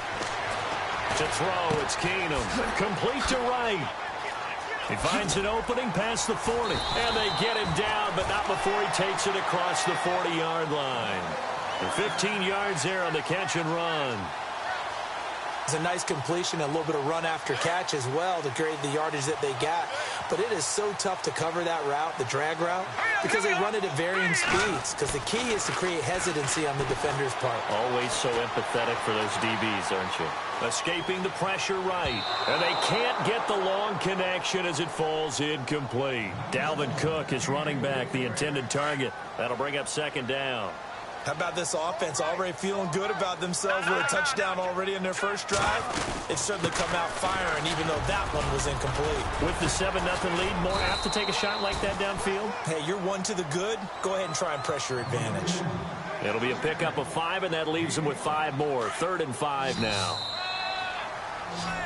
Back now with Charles Davis. I'm Brandon Gaudin. Second quarter begins with the Vikings holding the football. They're on the march, but facing a 3rd down here.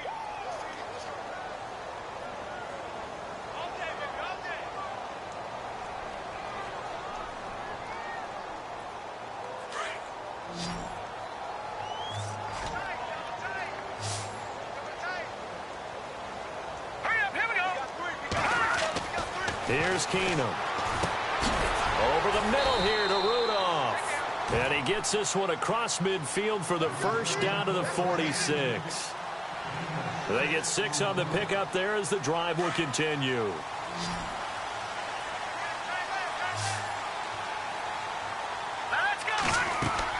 Keenum now on first down. And this is incomplete. And there's a good opportunity to just went awry there. A drop pass. I guess that's why they call them running backs and not catching backs. Offense looking to avoid a 3rd and long. It's 2nd and 10. And on the outside, they're playing press coverage. Keenum will try again on 2nd down. He's going to fire one deep left side. This is caught inside the 15. And he is out of bounds just a yard or 2 shy of the 10. And that one results in 35 yards.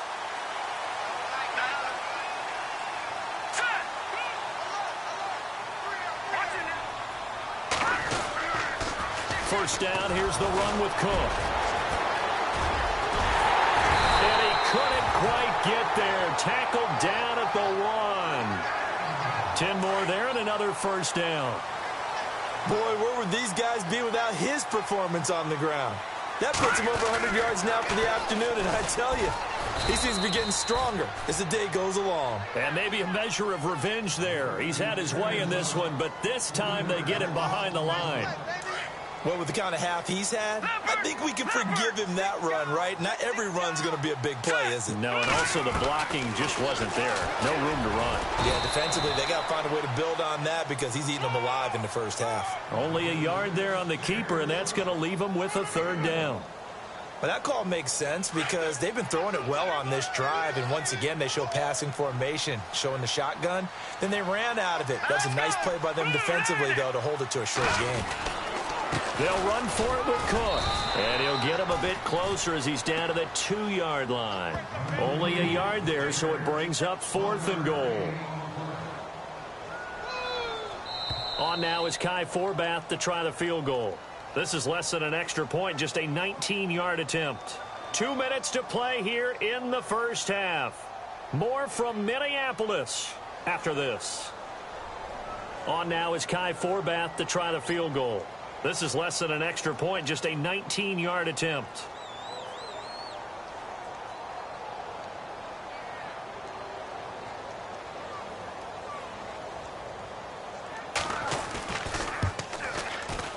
And Forbath will put this one through, and the lead moves to 10-zip. So they get 3. They were hoping for 6, an unlucky number 13 play drive. Well, you go to the sideline after putting 3 points on the board, happy, but you wanted to be ecstatic. You wanted to have 6 on the board. On the opposite sideline, though, the defense, I think they're high-fiving each other, only giving up 3 after letting them run that much offense. And a short kick, taking it about the 16. And a nice return sets him up pretty good here at the 30-yard line. Charles, earlier we talked a lot about Russell Wilson, what a great job he did last year in 2017 as Seattle's offense is working their way back onto the field. But they're probably going to need to find a running game to alleviate some of that pressure on Wilson, right? Yeah, you think? I mean, my goodness, when you take a look at what Russell Wilson did, he more than doubled the rushing yardage of Mike Davis, who finished second. And that's caught inside the 35. And he is out of bounds, just a yard or 2 shy of the 30. They give him a gain of 38.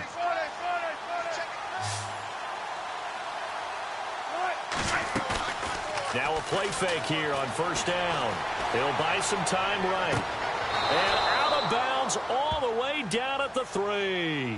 A really good pickup of 28 yards. So in the second quarter, he's already up over 100 yards receiving that.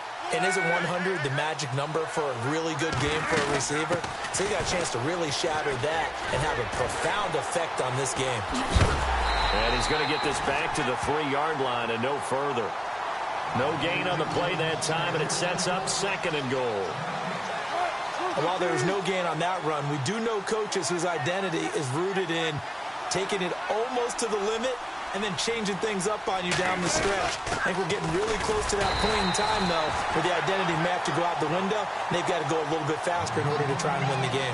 No gain on the play there. They're going to need to come up with something better here on 3rd and goal.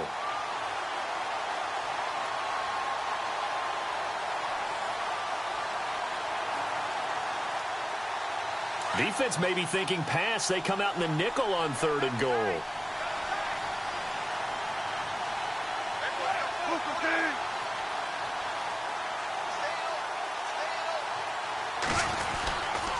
They'll try to run with Carson. That is not going to be any help as they dump him behind the line of scrimmage.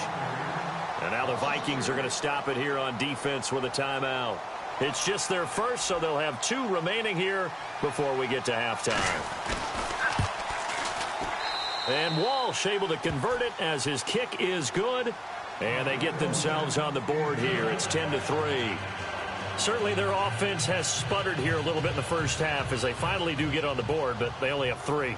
Well, at least it eases the frustration a bit, doesn't it? To be able to get some points on the board, feel a little bit better about themselves as they go into the locker room and try and regroup. Now after the made field goal, Walsh back out to kick it away. This is fielded at the goal line.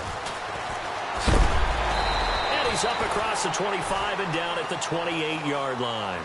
Now the Vikings now heading on to the field. And we'll see how this is played. Offensively, they've got the lead. Not a whole lot of time left. What do you think, Charles? Well, it's tempting to try and add to your lead, but a mistake there, that can change things in a big way. I say go ahead, take the knee, get on out for the half. Here's Cook as they begin on the ground. And, oh, he is really laid out that time. Knocked flat on his back.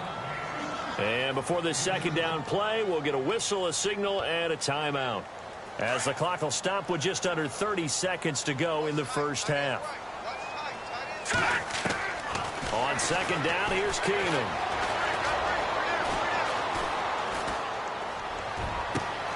And Rudolph has it left side.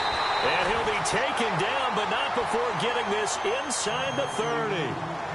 The Vikings going to use their third and final timeout as the clock will stop with 18 seconds to go in the first half. And this one is right down the middle. And they will stretch their lead to 10 now at 13-3. It's a little bit of time left here in the second quarter, but they get the field goal near the end of the first half to expand that lead. Yeah, that's got to feel good, but they can't let up. Now on the kickoff, they've got to make sure they don't give up a big return or big yardage to set up the other team for one last chance to score themselves. And a nifty return there as he's all the way up past the 40-yard line. At some point, we're going to get it through our heads. Special teams, special teams, special teams. The spark that often wins games.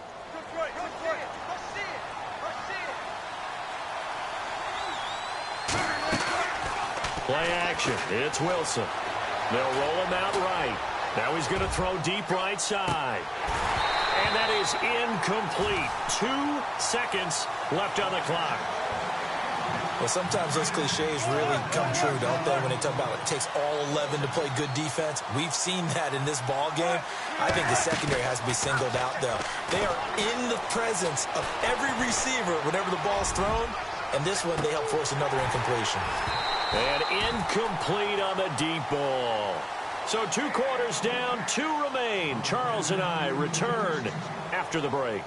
And we welcome you back live now inside the booth alongside Charles Davis. I'm Brandon Gaudin, set and ready to rock for the third quarter. Both teams appear ready for the fight ahead, and we resume action here in quarter number 3. Fielded about a yard deep. Gets around him. And he'll get across the 20 before he's brought down at about the 23-yard line. The Seattle offense now set to come back out on the field. They're down in this game. A chance for the offense, though, to put something on the board, get some momentum here in half 2. Try and get things kick-started for them. And you know at the half, they discussed how they were going to get that done. This is where scripting comes into play a lot of the time. How many plays do you script coming out of this? Most of the time in the first half, you're scripting 12 to 16. I think in the second half, you're really scripting more like 8 to 10. Kind of a starter or an opener, whatever terminology they use, just something to get you off to a quick start. Now Wilson. Looking left side, and he's got a man. It's Richardson. And they're able to get this one across the 35. A nice pickup there of 11 yards, and it'll move the sticks. I think that's a big pickup for a first down because when you run a drag route against zone, you're sometimes asking for trouble because you might run into a defender. Yeah, well, there they ran into a first down, executed it to perfection. And that play went nowhere. Losing yardage, it'll be back at the 36. It's a loss of a yard there, and now second down.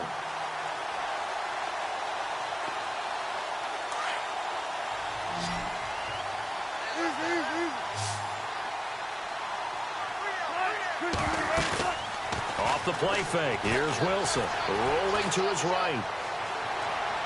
He lets it fly for Lockett. And this is what here? Incomplete, they say. It looked like it was intercepted, but he apparently did not get the 2 feet down inbounds.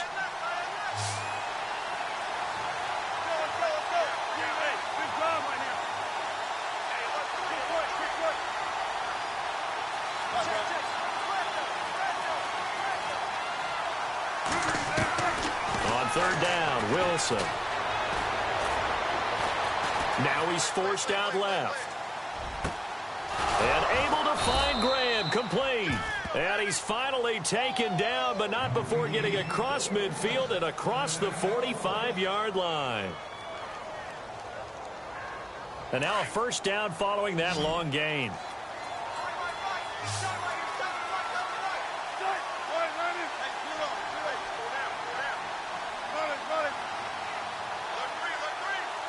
Slot man moves right.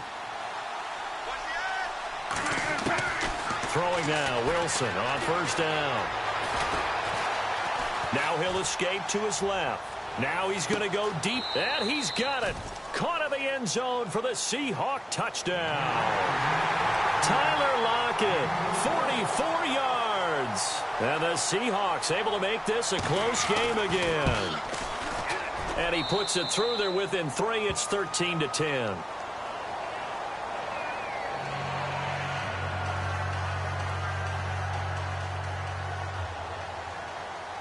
Here's Walsh now to kick this one off.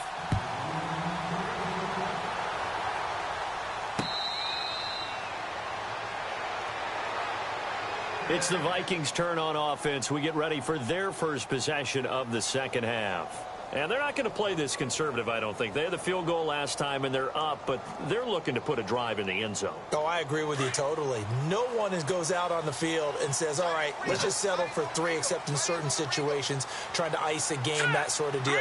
Most of the time, it's end zone, and that's what you're thinking, and I believe that's exactly what they're thinking as they begin this one. Yeah, no quarterback ever goes out there saying, hey, let's get 3, right? Not one that I've ever met. 5 yards on the carry. Good pickup on first down.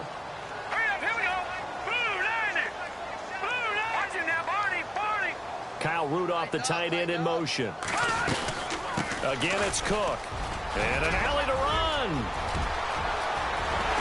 And all the way down to the 29. It's a big one there for the Vikings. 41 yards. They're trying to show that they can run the ball and protect this lead. Give it to the backs, play a little bit of keep away, don't you think? And that's probably a good philosophy at this point, going to make that defense stand up and stop them. So after that big gain, let's see what else the offense has up its sleeve.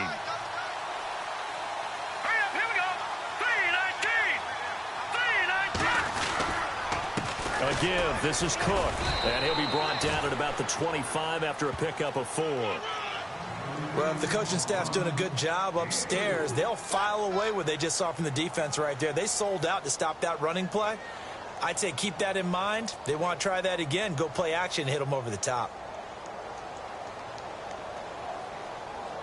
Second down following the run.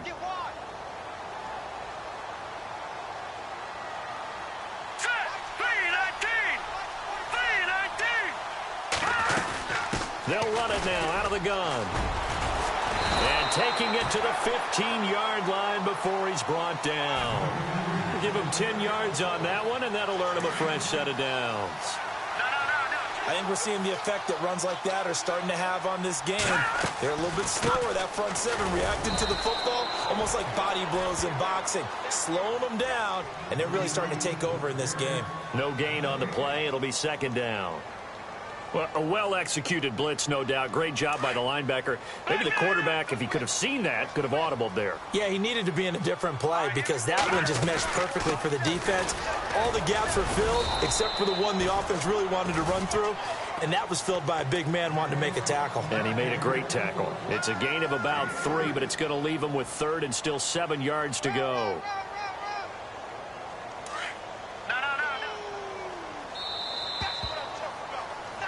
And we return, welcoming you back to Minneapolis. It's been a very hotly contested game to this point. Just a field goal separating these two teams as we get set for the fourth quarter. The Vikings on third down. They've been okay, 2 for 3 thus far. This is 3rd and 7. Now let's go.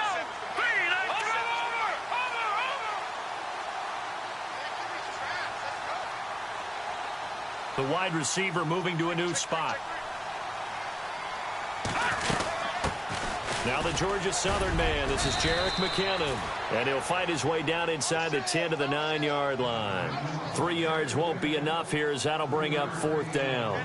Some of the most unselfish players on any football team, defensive tackles, because we ask them to just eat up blocks, allow other people to make tackles. And when he can make a play himself, as we just saw there, that's a big day. So they get the 3 here, but you wonder whether that's going to be enough. Yeah, I mean, you've now made it so they need a touchdown rather than a field goal to catch them. But you're right. If they'd gotten 6 out of that drive, this would be a much different game.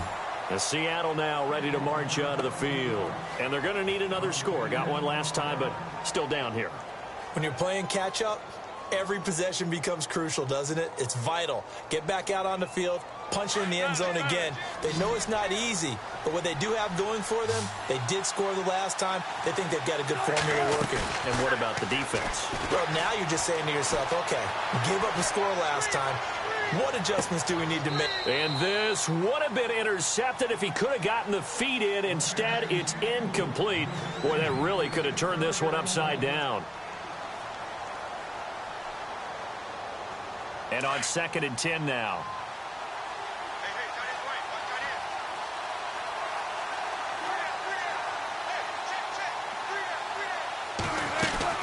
They'll run it now out of the gun. And they're able to get this one across the 35. It's a pickup of 16 there, and it'll lead to a new set of downs. At this stage of the game, the run-pass numbers are a little bit out of whack because most of the yardage has come through the air. But in a sense, that just sets things up for big runs like that because the defense might be a little bit off balance. They pick up another first down with that run. The slot man in motion right. On 1st and 10, it's Wilson. The Vikings after him, and they get there for the sack. Sharif Floyd breaking through to get him for a loss of 7.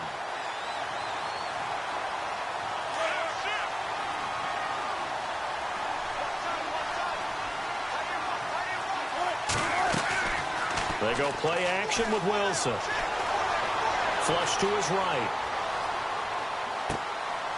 Oh, he's got a man wide open, complete. And he'll be taken down, but not before he gets into enemy territory. 23 yards on the play.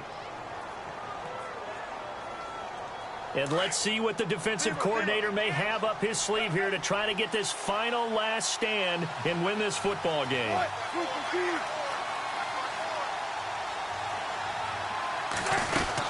They'll run it now out of the gun. Calling no gain on the play, and it'll be 2nd down. And the trend continues here in the 4th like it was in the 1st, 2nd, and 3rd. He's had nowhere to run. And you're probably thinking to yourself, why do they keep feeding him the football? Well, they trust him first and foremost. They do believe that over time he might actually pop one of these runs. The bottom line is he takes care of the ball well for them, so they'll keep handing it to him. Time for a break. We'll come back, see what transpires after this.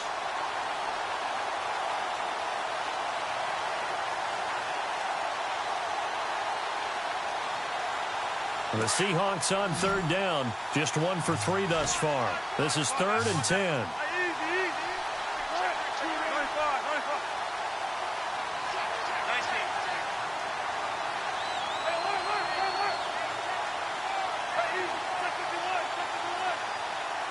Slot man moves right. He's back to throw. Now a desperation throw. And, a crusher there as it's intercepted. Picked up by Anderson Dejo. And he'll get this back to the 32-yard line. And that one, it's going to hurt big time. You're in the 2-minute drill trying to get your guys down the field, and it's looking like they're going to go up just short, as this is definitely not his best throw. And it'll wind up being intercepted.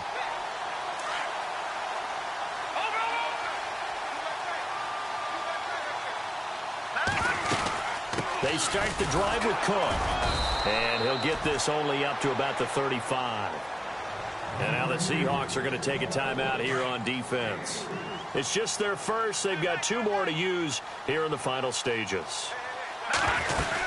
On 2nd down, Cook. And he'll get this up to about the 40. Call it a gain of 5 there on the run, but they'll remain a yard or 2 short here with 3rd down coming up. And there's a run to be happy with. Good, solid yardage. They'll take that anytime you hand the ball to a back. They'll run it. Here's Cook. And he's going to have a first down as he's brought down at the 44-yard line. And now the Seahawks are going to call another timeout. And they'll be disappointed to have to burn one there after giving up the first down.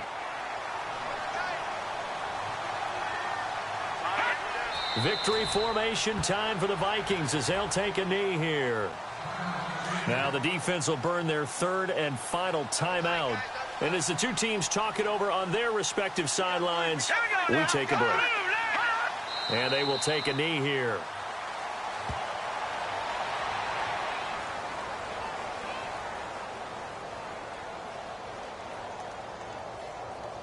The Vikings on 3rd down. They've converted 3 out of 5 thus far. This is 3rd down and 12.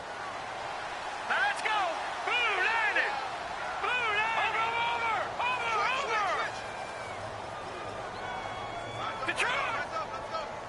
Over!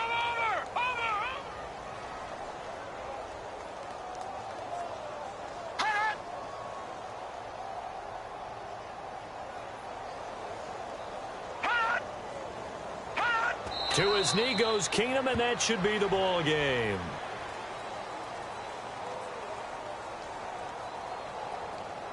Here's Ryan Quigley now, as he's on to punt for the first time this afternoon.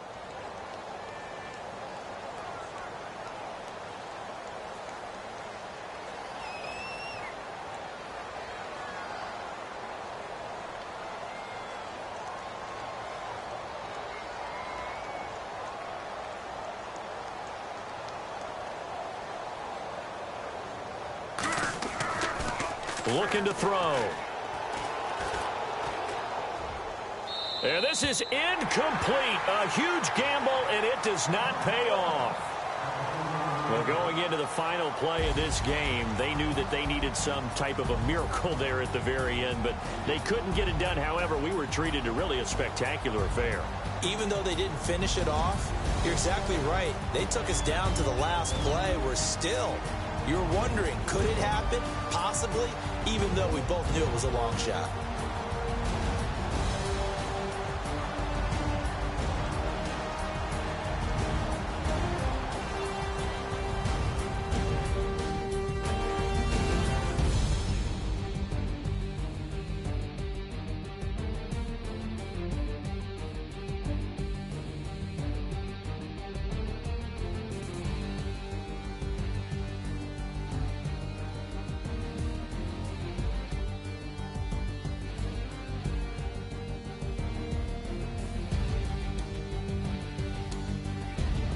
So that'll just about do it for Charles Davis.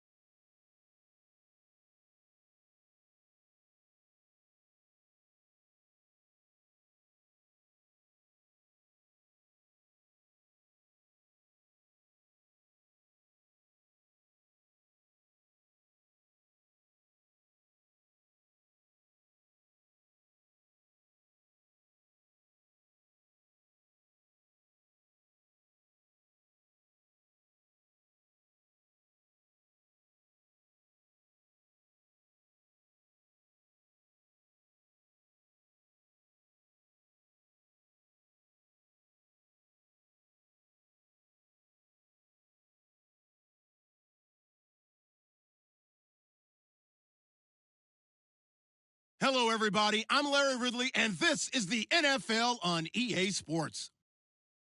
Anticipation is mounting for today's game, and we've got two quarterbacks looking to make an impact. It's Roethlisberger's Steelers going up against Rivers' Chargers. Okay, Larry, we are a little less than 20 miles from downtown Los Angeles at the StubHub Center in Carson. The scene a moment ago, unlike any other in the NFL for a lot of years. The crowd here in Carson might be half the size of a normal NFL stadium, but they are twice as loud as their Chargers get set to face off with the Pittsburgh Steelers. On to get us started now, the kicker, Chris Boswell. And we are underway in Southern California. This will be taken in at the 1. And he's able to get it across the 20 to the 25-yard line.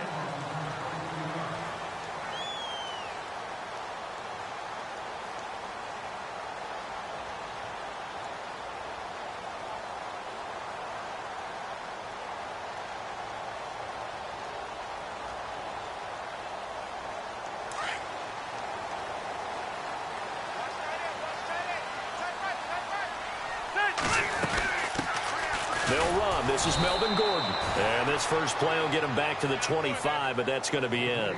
Officially no gain on the play, and it's second down. And as a defensive end, getting off the ball quickly, swarming to the football, making a tackle, that's what we saw right there. Yeah, and that's what their job is. And really, a lot of the time, they have to throttle back a little bit in the run game because you know those defensive ends, they're like in a sprinter stance. They're just headed straight for the quarterback. That was good recognition on that play to hold them to no gain. And incomplete there. A nice hit. Jars the ball free and brings up third down. So now an early 3rd and 10 here on their opening drive. From the shotgun, it's Rivers.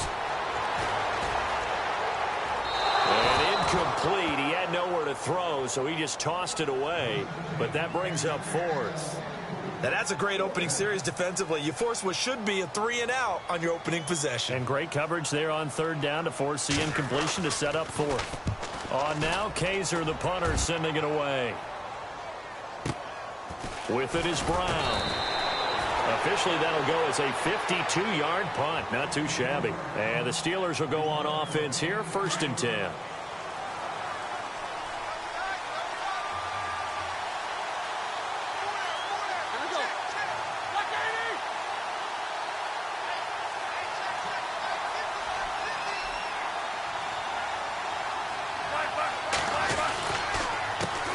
Now the first carry for Le'Veon Bell. And he'll work his way across the 30 to the 32. 7 yards on the pickup there, and it'll leave him with a 2nd and 3. If these kinds of lanes are available, you have to feel like he's going to have a pretty big game on the ground. Yeah, you can tell early on he's got a little burst in his step, and that's a big pickup right there on 1st down.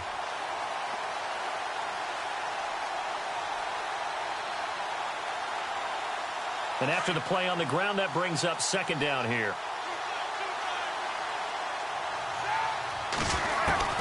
Out of the gun, it's Roethlisberger. That's complete. It's Bell. And he'll be brought down right around the 37.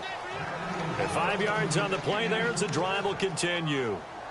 Bell is so good at that. He just catches so many passes near the line of scrimmage. In fact, the unique stat line for him last year, he had more yards after the catch than total receiving yards from the line of scrimmage on the season. That doesn't even sound real, but when you analyze his game, you understand why a stat like that can occur. His ability to catch the ball, be elusive, and also strong enough to break tackles, that allows him to gain all that extra yardage. This is caught by Antonio Brown. And all the way down to the 22-yard line. It's a big play. Roethlisberger to Brown. 41 yards. So here we go, 1st and 10 now.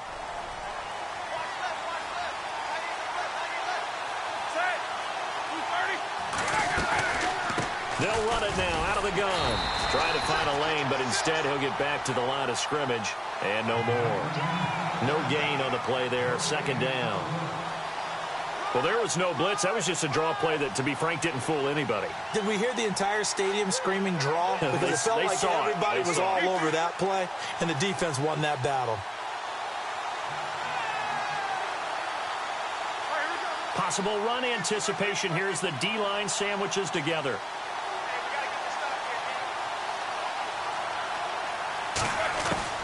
Now Roethlisberger to throw on 2nd down. Oh, the ball comes out on the hit, but they'll say it's incomplete. I think he had to unload that one before he wanted to. He was right up in his grill. I think he was a dentist there without a license, don't you? Just not enough time for the play to develop. Just lucky it wasn't a fumble, really. Third down here for the offense after the incomplete pass.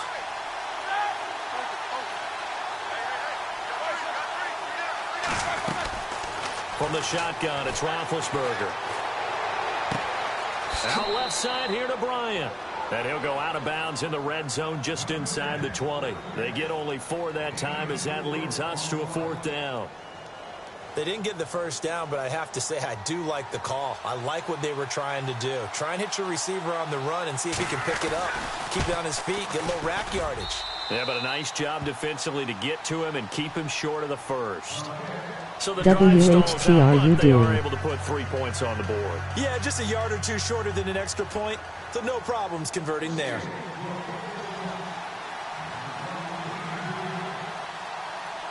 After the successful field goal try, here's Boswell to send it away. And this will be a touchback as that sails over the end line. The LA Chargers taking over on offense here in a second. They won 6 of their last 7 in 2017. You mentioned earlier just missing the playoffs. And, you know, who would have guessed that they would have had a rebound like that because they started 0-4. They really channeled what the 1992 Chargers franchise that started 0-4 and ended up 12-4 and won their division. But they came close. What a valiant run. But they ran into our producer, Ben Ramsauer's Kansas City Chiefs, in Kansas City late in the season. That one loss out of those last 7, that's the one that kept them out of the playoffs. Rivers on first down. Henry's got it out on the left side. That goes for a gain of 31. There will always be a place for methodically marching the ball downfield. But when you can pick it up in big chunks and strike like that, have explosive plays, that's often the difference in winning and losing. Those types of plays that can knock a defense off balance. And he takes it in for a Charger touchdown. Melvin Gordon, 27 yards. And the Chargers have taken a first-quarter lead. Well, partner, that was another explosive run, and one thing I've learned in our time in this game, yes, the offensive line has to get a lot of credit, but for big runs to occur, the wide receivers have to block well downfield. And then you have to have a good guy carrying the ball too, right? Oh, without a doubt. You need that difference maker lugging the rock. No back out now to kick this one away. This fielded at the 2. And a good effort on the return there. Gets him across the 30 to the 33-yard line. The Steelers offense now, they head back onto the field. And last time able to get 3. It's not what they wanted. They wanted 6, but they got at least something. They mustered something out of the drive. They'll take it. Just, I like the way you've described it. Not ideal, but they'll take it. Anything to put some points on the board. But this time on offense, they don't even want to see the field goal kicker trot on the field. They want that ball in the end zone. Yeah, they'll be going for 6.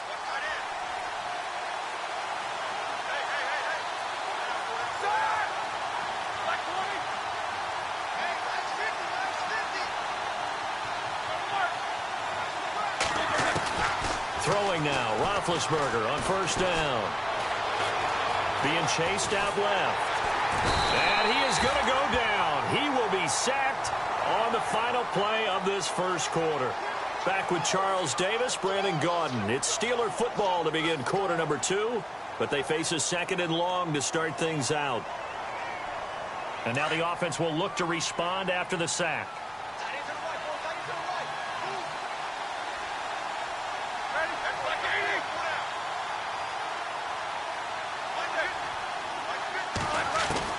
On 2nd down, Roethlisberger. Man open left side is Brown. And he's going to get this all the way down inside the 35. That one goes for 36 yards. A good grab there by the former Central Michigan man, Antonio Brown. And he ate up some real estate on the catch, too, didn't he? I think the most impressive part of it, though, if there's a chance for him to get the football, even though he was covered well, he somehow finds a way to get it. And seeing no options, he just tosses this one away incomplete. Now that'll bring up second down. I hope I don't sound too rah-rah on that one, but that's the exact right throw. Either your receiver gets it or no one gets it. Give him a lot of credit for being really precise with it. Got rid of it. No one got it. Here's Roethlisberger. Dancing to his left. Throw left side, complete to Smith-Schuster. And inside the 20 before he's brought down. The passing game in rhythm right now for Pittsburgh. There's another first down.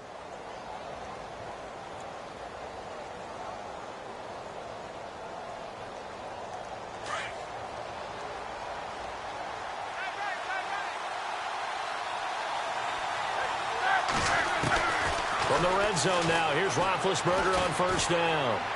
And he's in. Touchdown, Steelers. Antonio Brown from 17 yards out. And the Steelers are able to strike for 6. Great corner route there. Not only able to catch it, turn it upfield, and get into the end zone. It usually involves a little bit of an extra move, doesn't it? You've got to get them thinking that you're moving to the middle of the field, and you're breaking away to that corner. Boy, that was well executed. This is taken at the 3. And nice work on the return as they'll start their drive just past the 30-yard line. And now out on the field, here comes Los Angeles. And they're hoping to capture some of that magic they had last time out when they were able to put together a scoring drive. But they're still down here, Charles. Not the major concern, though, because of what you talked about. They scored the last time out. They feel good about themselves. They feel like their game plan is now in effect. They know how to attack and what plays they want to put together. But they've got to keep it moving in the right direction because, as you did note, they are down on the scoreboard. 3 yards on the pickup there, and it'll be second down. Yeah, that wasn't a big run, just a short one there. But guess what? Sometimes you treat it like boxing. You throw that jab out there, and you throw it again, you throw it again, then you come with a big punch later. Maybe they're just trying to set him up. And he'll rumble for about 5, up close to the 40. Getting had a ton of success here so far, but you get the feeling that he might be on the verge of popping one. Yeah, even on that one, there was a little bit of a hole, but it closed there quickly at the end. Rivers on 3rd and 2. Gets it to Gordon. And he's got the first down, yardage before being taken down at midfield. It'll go as a gain of 11 and a Charger first.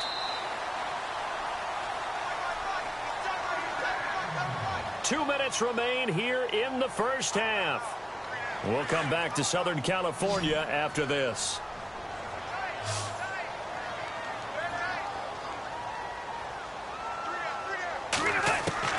Rivers now from the 50. And it pops free. The collision there jarred the ball loose and brings up second down. So he can't hang on, and as I watch that unfold, I remembered an expression that I've heard, maybe from you, I don't know, but you're going to get hit anyways, might as well hold on to the ball. Right, you know a coach said that, right? Yeah. Not an actual player. Not a chance at all.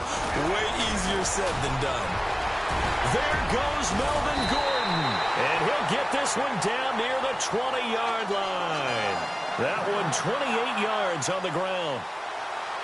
Boy, he does it at a high level, doesn't he? Because when I watch him, I think of his vision. Straight ahead, peripheral. Also has that sense of where holes are going to be before they actually open. I think that helps set him apart from many of the other backs in the league. Gordon. And he'll go down here at the 12-yard line. Give him 10 yards on the pickup, and it'll be second and very short. Not an ideal spot to be on first down, but I love that the play caller did not immediately abandon the running game and say, okay, we've got to throw it in order to pick it up. Stayed with the run, was rewarded with a big-time pickup. Now they're in second and manageable. On second down, they'll run with Gordon, and he'll go down here at the 12-yard line. Only a gain of a yard there, but it indeed gets him a new set of downs. Now that's the way to do it. Hand it to someone with vision and good footwork, and add in a little bit of power, and you find a way to pick up first downs. On 1st and 10, Rivers. Buying time to his left. And he just throws this one away. Smart decision here this close to the end zone, and it brings up second down. What's the old adage? Be quick, but don't hurry. Well, that went right out the window there. He was hurried, harassed. That ball had to be gotten rid of, otherwise he was going to get sacked. They'll run it now out of the gun. And strong running there as he's inside the 10 and down to the 8-yard line. Call it a gain of 4, and it'll leave him with a 3rd down and 6 to go.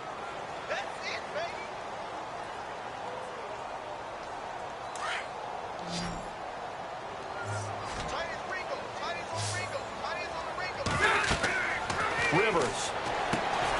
Now they go screen. It's complete. And this play doesn't go anywhere. Backwards, losing yardage to the 11. Well, you can see what they wanted to do. They wanted to set up the screen there, but it got blown up. It's hard to run that play if you're not getting a lot of pressure at the quarterback because the space doesn't open up. They were able to read that one and slow it down and stop it before they could get a 1st down. And the 11-year veteran bangs it through, and that will tie things up as we head toward halftime. And that 3-point tally now means we are even here toward the end of the second quarter. And what a way to end the half. Put some points on the board, feel better about yourselves as a team, and you're right back to even. This fielded a few yards into the end zone. The Steelers offense now, they get ready to head back on the field. And from this spot in the field with the clock where it's at, you think we're just going to see a knee and that's it? And I think in this situation, that's the proper play. But we do know there's some risk takers out there that may want to take one more shot before the clock runs out.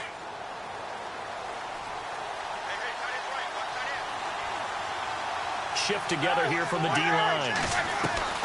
On 1st down, it's Roethlisberger.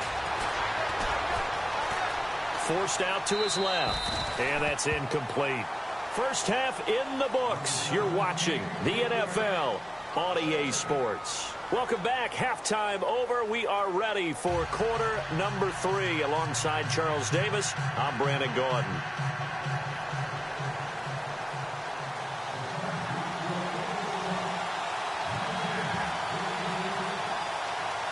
So both teams have their marching orders, and we'll get going again here in quarter number 3. This is taken about 7 yards deep. The Steeler offense now with a football first here to begin the 3rd quarter. They have a chance to break our tie here as we get a look at the first drive of quarter 3. And it's such a tone setter, isn't it? Because both sides trying to seize momentum to begin the half. What do they have dialed up that'll give them an advantage to move the ball downfield? Let's find out what they have dialed up. Now Roethlisberger on 1st down. Flushed out right. And he just gets rid of it. Throws it away. A wise move there. Looked like nobody open. Now 2nd down. A pretty good coverage there. And both of these defenses, they've had good coverage throughout this one. No doubt about it. And in today's NFL, where we're used to a bit more scoring, this feels almost like a well-pitched game in baseball on both sides where the tension continues to build. Who's going to make the big play? And this one will go to the 28-yard line. Only 3 yards on the catch. It's 3rd down. That time they hit him out of the slot on the drag. And that route takes some fortitude from the guy running it because he knows he's going through the briar patch, as I like to call it, right? He's trying to work his way through all that traffic, and people want to put a little contact on it. Really well done. And he will have a 1st down as they get him to the ground at the 37. It's an 8-yard pickup and leads to a new set of downs.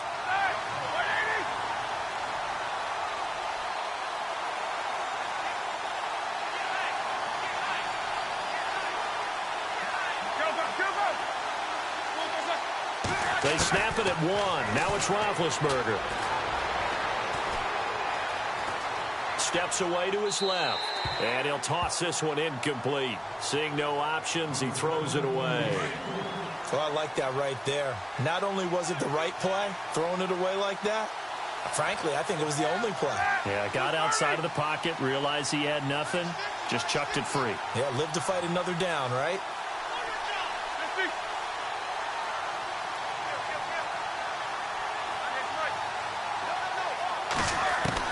Again on 2nd and 10, it's Roethlisberger. eluding the pressure right. Now he'll let it go deep right side. So the long attempt falls innocently to the ground, and it brings up third. And you just know when that play call came in, their eyes lit up, because anytime you get a chance to take a big shot downfield, that's a lot of fun, and they missed an opportunity. Defense has set themselves up nicely. 3rd and 10 now.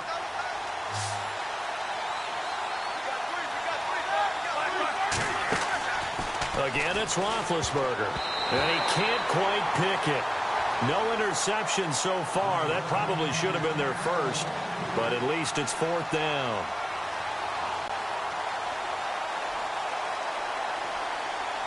Roethlisberger will stay out there, and they're going to go for it on 4th.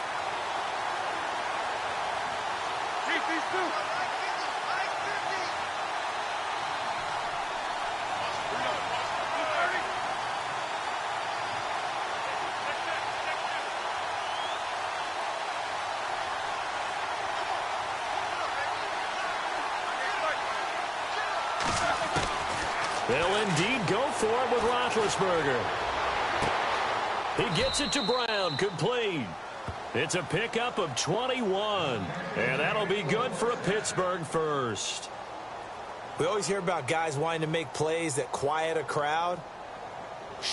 Yeah. After that one. Here in the 3rd quarter, they were hoping to get the stop, get the football back. Not the case. What a completion on a 4th down play.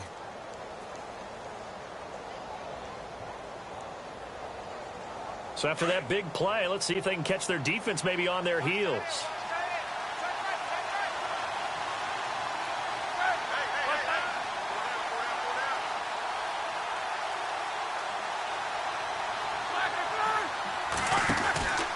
Now a 1st down carry by Bell. Got some real estate inside the 30. And they're able to get this one past the 30 down to the 25. Another big hitter there. This one good for 18. And that's a good sign right there as we start the 3rd quarter, because in the first half, not much space to run the football. And as we go into the half, we often think to ourselves, all right, what's the adjustment? What do they have to do? You know what a lot of the adjustments are? No adjustments. You know the game plan, been working on it all week. Maybe a little tweak here or there, a little bit better blocking, and now you're establishing the running game.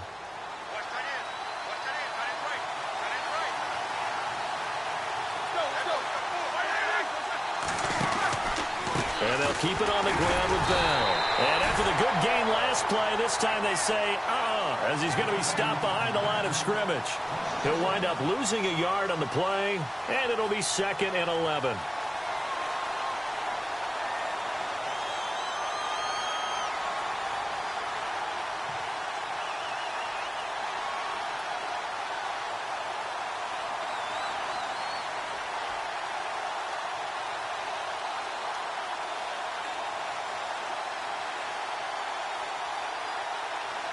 Now this will be the 9th play on this drive.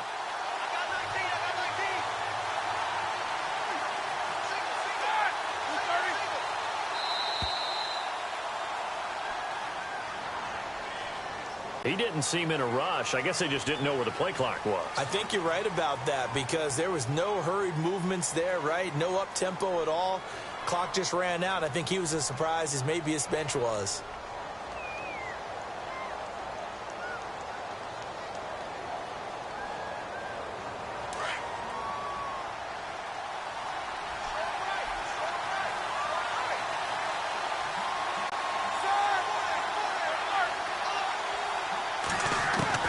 On 2nd down, here's Roethlisberger.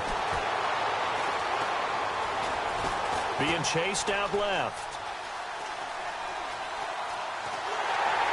And he will go down outside of the pocket for a sack. Tried to get away, but could not.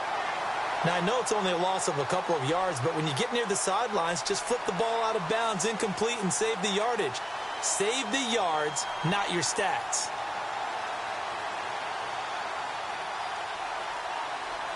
So the sack, and now a 3rd and long situation for the Steelers and Ben Roethlisberger.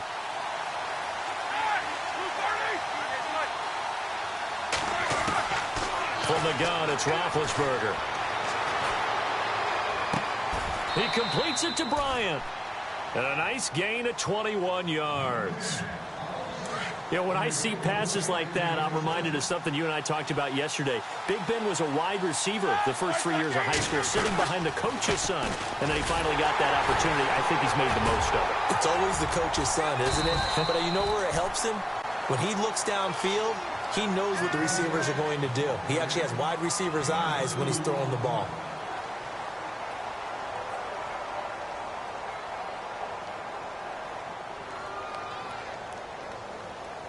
And a really long drive here, and it goes on and on.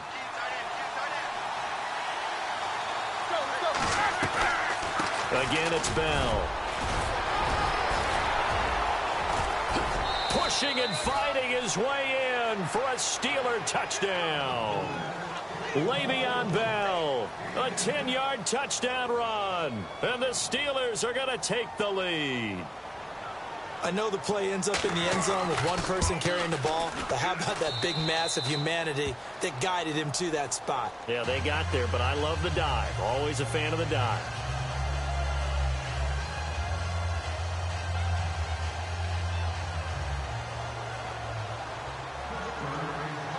Boswell on now to kick this one away.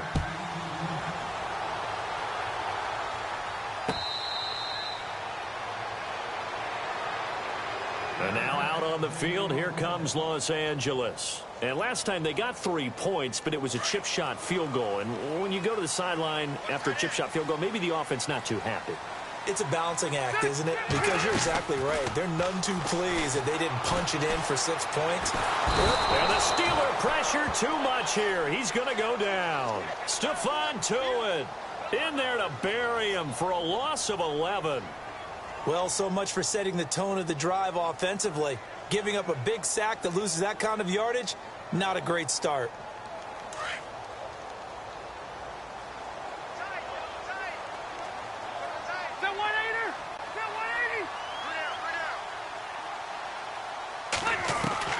Second down, Rivers. Man open left side, it's Williams. A good pickup there of 22.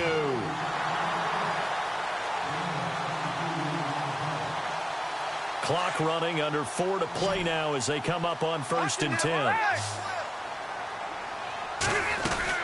They'll run it now out of the gun. And unable to get downhill there as he'll take this up to about the 37. Just a yard on the first down carry, so it's 2nd and 9. This is what happens sometimes when you abandon the running game. It's hard to get back to it because once guys get out of that mentality of firing out and hitting people, hard to get them started again occasionally.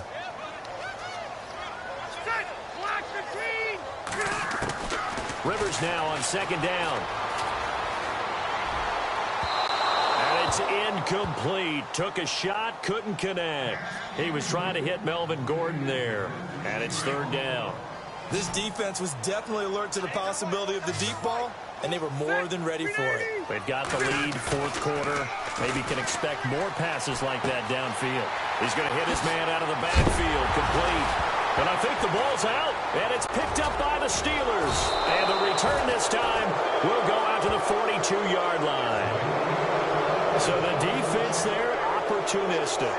It's nice to give them credit, isn't it? Because so many times it's more a matter of what the offensive guy didn't do. Didn't secure the ball, didn't cover up. In this case, let's just give credit to where it belongs. Knocked it free, made a big play.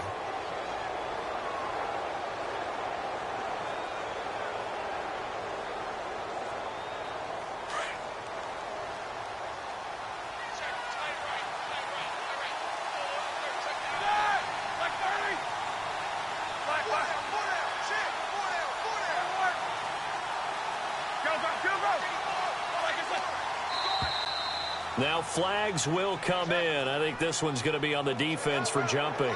So they jumped on the left side of that line. And you know when you're at the end spot, you are like in the starting blocks, waiting for the pistol to fire and go, and he jumped a little bit too early.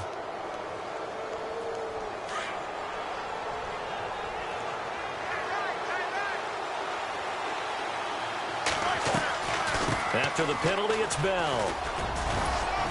And he'll get 3 down to the 34-yard line. Got to figure now, after getting that turnover, they're just going to be happy to keep the ball on the ground, right? This is where covering the football, taking care of the ball, all the ball security terms that have ever been used, they come into play for the guys on offense right now. Just take care of it, and they've got a good chance of ending up winning this game.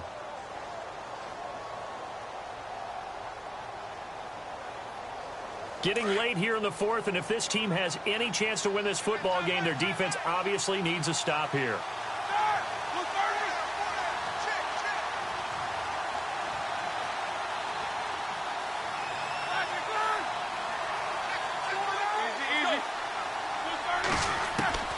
Out of the gun, it's Roethlisberger. Goes underneath for Bell. 2 yards on the pickup there, but it's enough to give them a new set of downs. And defensively, they were in zone coverage there. Do you have to be a little careful? You're losing playing against a good quarterback like he is to not play too much zone? Yeah, you have to be careful about how much time you're giving up. I think it's a good point you just brought up. So maybe if you still want to play zone, you go to a zone blitz scheme. And you can drop anyone out of your defensive front. Defensive end, defensive tackle. It doesn't matter. You just exchange someone to bring more pressure towards the quarterback and still try and cover downfield. It's a 6-yard gain on the ground, and that'll make it 2nd and 4. Time for a break. We're back to see what happens after this. 4 yards remaining now on 2nd down. They'll go again with Bell. And they'll bring him down at the 18-yard line. It goes as a gain of 8 and moves the chains. Do my eyes deceive me, or is he getting stronger as this game moves along? Burst seems just as good here in the fourth as it was way back in the first, doesn't it? I do believe someone put a lot of time in the offseason and continues to condition during the season in order to continue. And he can't get a throw away. He's taken down. Now the Chargers are going to look up here and signal for a timeout. It's just their first. They've got 2 more to use here in the final stages. On 2nd down, it's Bell. They'll get it to the 23-yard line. And now the Chargers are going to signal for another timeout. That'll leave them with just 1 remaining in this 4th quarter of play. And the Steelers on 3rd down. They've hit 2 for 4 thus far. This is 3rd and 16.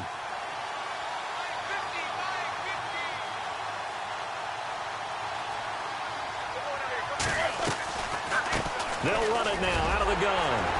And he'll be brought down inside the 20 at the 19. And play is stopped here. Timeout. It's the defense calling the timeout here. It'll be their 3rd and final timeout, so as they talk things over, we'll step aside.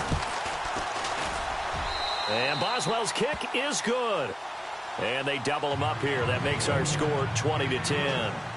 So barring something extraordinary, something crazy here in the closing stages, that field goal should just about put this one on ice. Brandon, this will be a great win for them. The better team's going to win this game, no question about it. And a pretty good return here. He'll be stopped just shy of the 25 at the 24-yard line. The Charger offense making their way back out there. They might be thinking this is close to a lost cause here. Got to play it out. What do they need to do? Well, they have a thought process in mind already, but they can't get ahead of themselves. They know that they need to score quickly. Yep, 2-score game. Onside kick and get the ball back and then score again, but they can't worry about the last 2 points. The only thing that matters is scoring quickly, then they'll take it from there.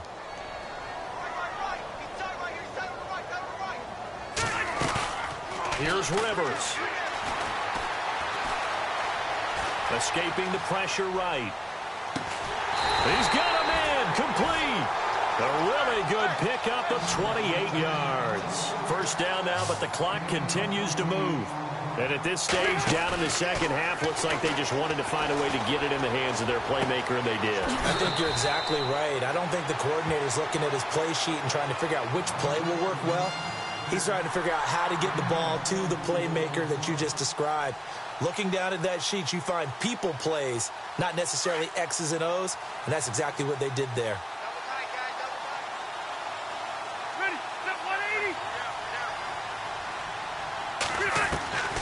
Rivers. Flush to his right. And This is complete. It's Allen. Another big gainer that time. This one goes for 19 yards. First down now, but that clock rolling. Defensively here, you've got the cushion, but back-to-back pretty big pass plays there. Bend but don't break it. Are they bending too much? I think that they are. To me, it'd be like playing basketball, and you put up a token press. Make sure you get up there and make them eat up some time. Make it a little bit of resistance so they can't just run it right down your throat.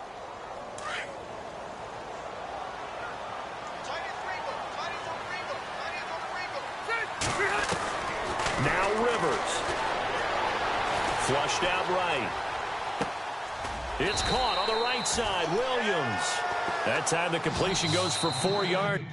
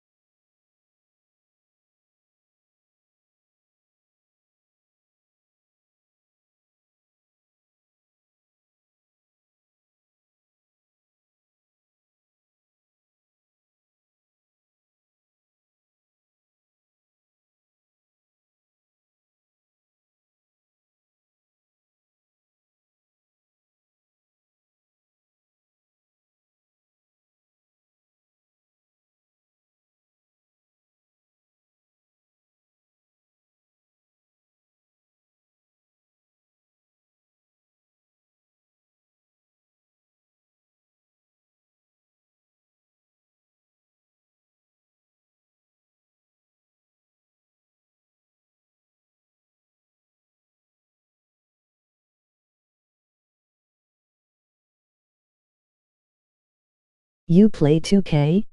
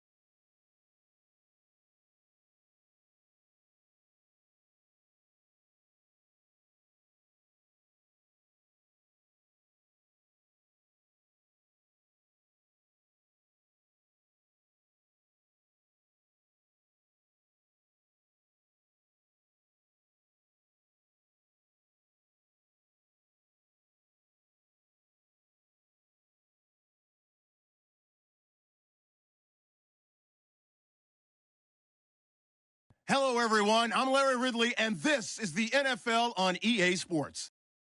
In today's game, we have a matchup of two top receivers from Florida teams. It's Allen Robinson going up against Mike Evans. Thank you, Larry. With the distinctive pirate ship in the north end zone, we can only be in one place, and that's Raymond James Stadium in Tampa.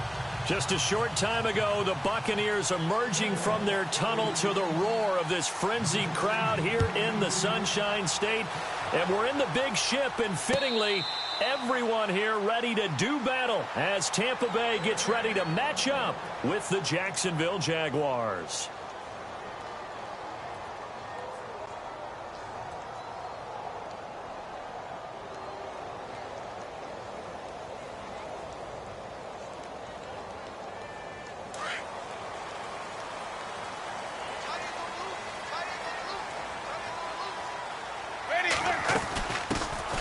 They'll run it now out of the gun.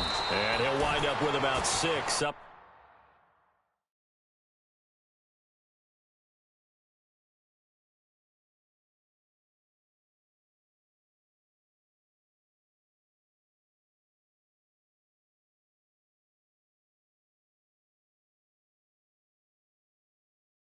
Past the 30 to the 31.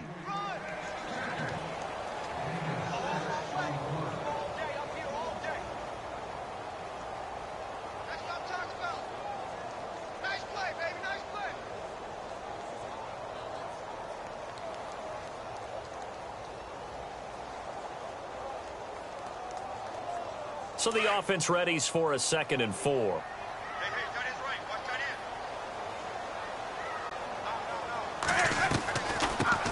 The first carry now for Doug Martin. They find some open field here. Martin flexing the muscle. And he's going to get this all the way down inside the 35. A big play on the ground there. It goes for 36 yards. Well, from the safety of our booth, I think it's okay after that run that I call him still the name that maybe he's not too crazy about, the muscle hamster. Yeah, his teammates at Boise State called him that. He doesn't like that, though. He hates that name. He told us he prefers, and he told the world he prefers Duggernaut. It's always tough when you come up with your own nickname. It doesn't stick. I hope it works for him, but I have my doubts. We're going muscle hamster here in the booth. Here's Winston. Goes underneath to Martin. And they'll be inside the 25 now at the 24. It'll be a gain of 9, and it'll be 2nd and about a yard. He's already proven to be a factor in the running game on this drive. Now he gets involved in the passing game. I think what we're seeing here is the modern version of workhorse in the NFL, being able to run it and catch it with equal proficiency.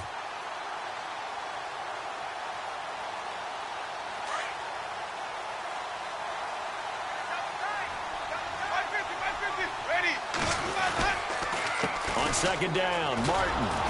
And he is swallowed up right at the line of scrimmage. No gain on the play, and now they're faced with a 3rd and 1. Well, after what we just saw, we know that with 3rd down coming up, this is not a gimme for the offense. They've got to figure out what they want to do. Do they challenge their offensive line and try and run it?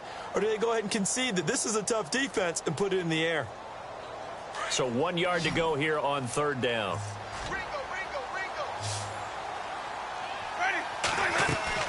Play fake to Martin. Now Jameis eluding the pressure. And a big loss here as he's taken down. Yannick Ngakoue able to run him down for a loss of 18 yards. And it'll be 4th down.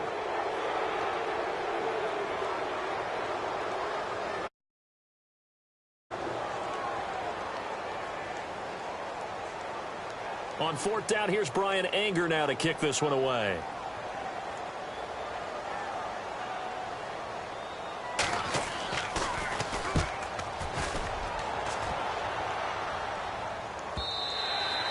And a bit of a mistake there. This is well into the end zone for a touchback.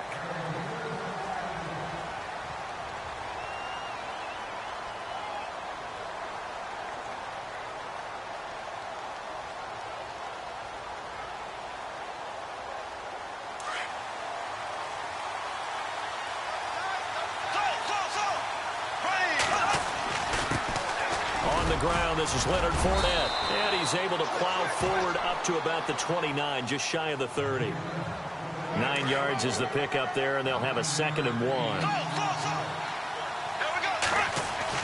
On 2nd down, here's Fournette. And he'll get it up to the 33-yard line. The gain of 4 that time as the drive continues. 2nd and 1 is often an invitation to take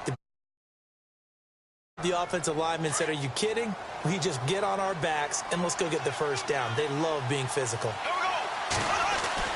Bortles now on 1st down. And complete to Lewis over the middle.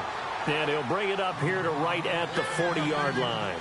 7 yards to pick up on the pitch and catch. Bortles. And no escaping this time as he'll go down. They got him for a sack. William Golston in there to bring him down for a loss of 7. Throwing his Bortles on 3rd down. He's got the completion to Strong. And he is out of bounds on the other side of midfield. The 21 yards there as they convert on 3rd.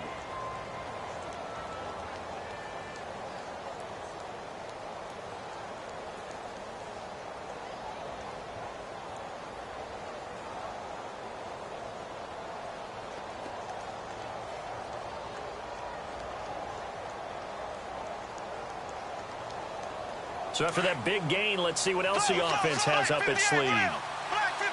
And the D-line pinching together must be expecting to run. Fournette, a 1st down carry. Trying to run inside, but nothing there. No gain on the play. It'll be 2nd down. So nothing there, but maybe you blame that on the blocking. Yeah, at some point you've got to win at the point of attack. And on that play, that was all the defense. They made it happen.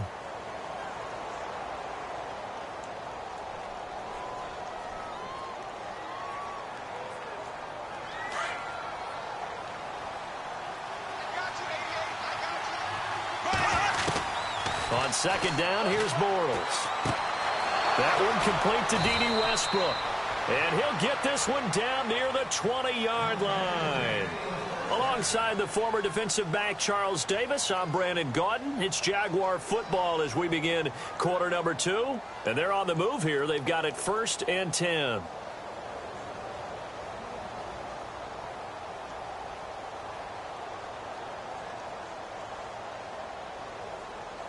Offense walks to the line for play number 7 of the drive. They'll run it now out of the gun.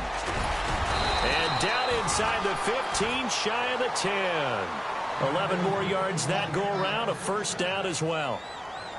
Tremendous blocking by the interior of the offensive line. They didn't just gash him there. They blasted a gaping hole for him to gallop through. I think if he comes back to the huddle, he better be giving them a whole lot of credit and thanking them for that much space to rumble.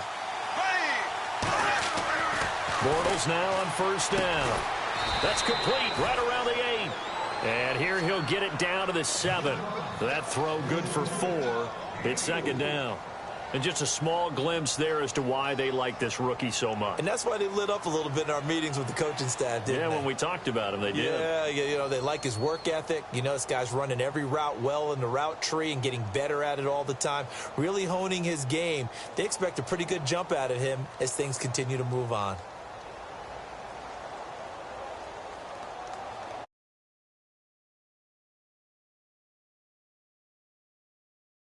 On 2nd down. Now Bortles throwing on 2nd down. Now they set up the screen. That's complete. And this is going to result in losing yardage. They're driven back to the 8-yard line. It'll be a loss of 1, and that's going to bring up a 3rd down.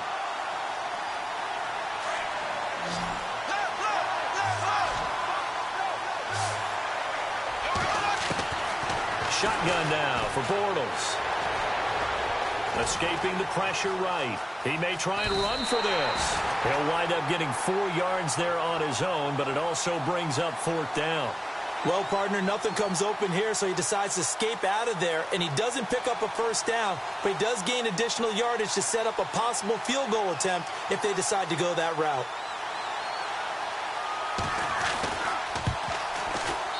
And Lambeau will put this one through, and the Jaguars grab a 3-0 lead. And, Charles, they get the field goal. Took him a dozen plays, though. Work with me on this one. You know what I'm about to say, right? Bend but don't break. That's what came into play here for the defense. 12 plays were run at them. They only gave up 3 points. In a lot of ways, that's a win for the defense.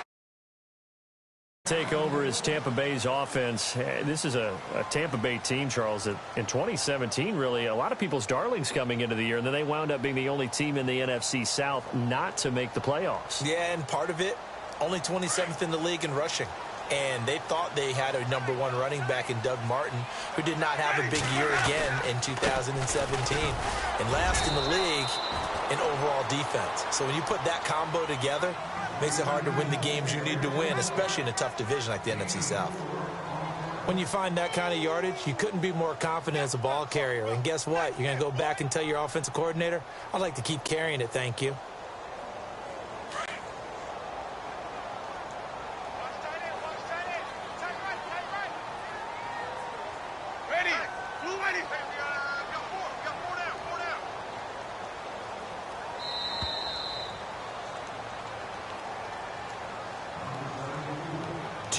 To go here in the first half.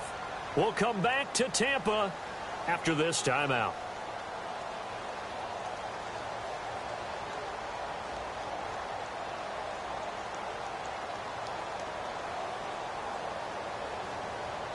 Six yards to go here on second down. Watch tight end. Watch tight end. Tight end's right. Tight end's right. Ready. Move ready. You got 4.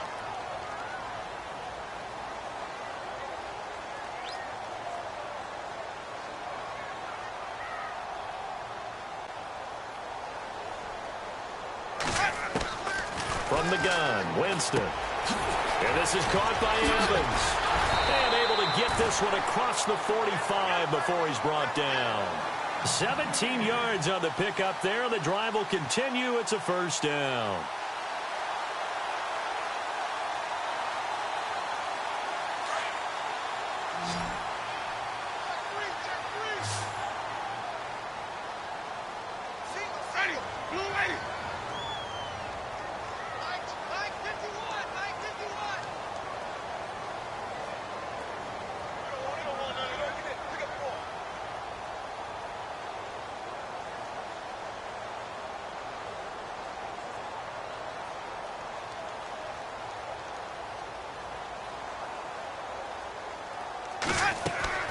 Winston now to throw on first down.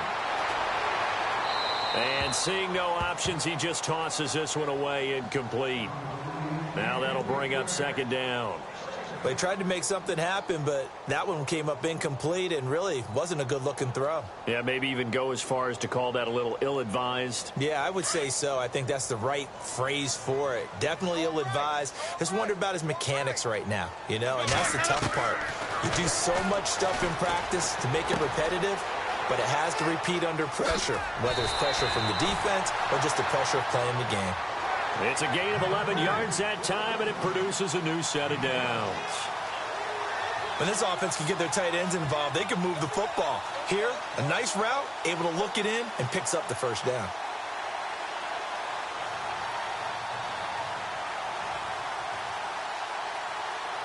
So the offense has it 1st and 10.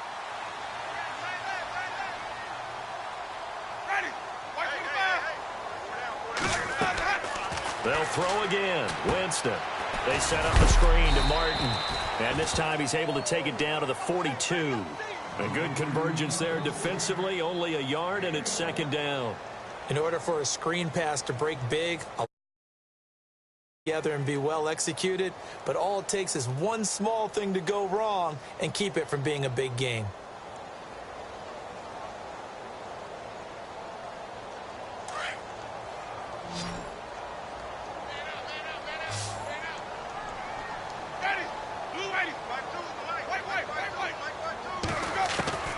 Again, it's Winston. There's a nice move. He's got his tight end over the middle, O.J. Howard. And he'll get it down on the play to the 37. 4 yards on the completion, and it sets up a third down. I know exactly what's going to be said about that play from the defensive perspective. What's that? That's why I tell all you guys we need more than one tackler to the ball. He broke the first tackle. Luckily enough, there were more people there to get him down. To the air again with Winston. He's going to fire one deep, and this is caught inside the 5. Touchdown, Tampa Bay.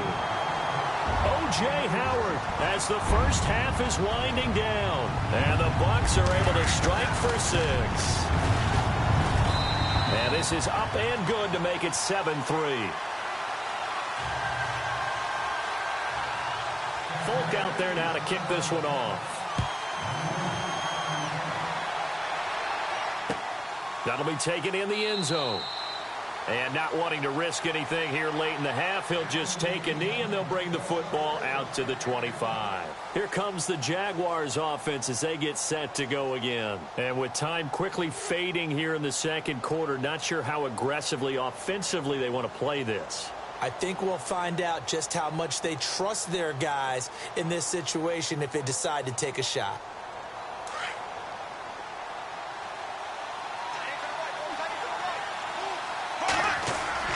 They go play action here on first down.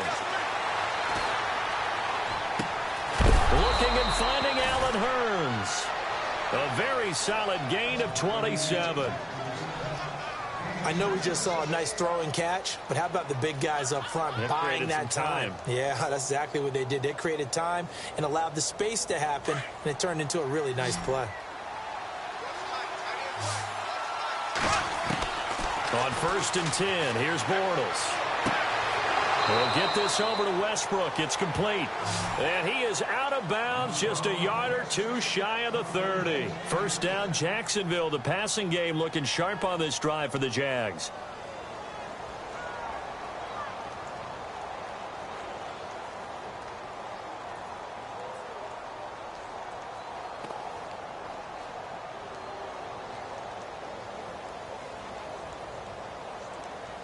Fresh set of downs here.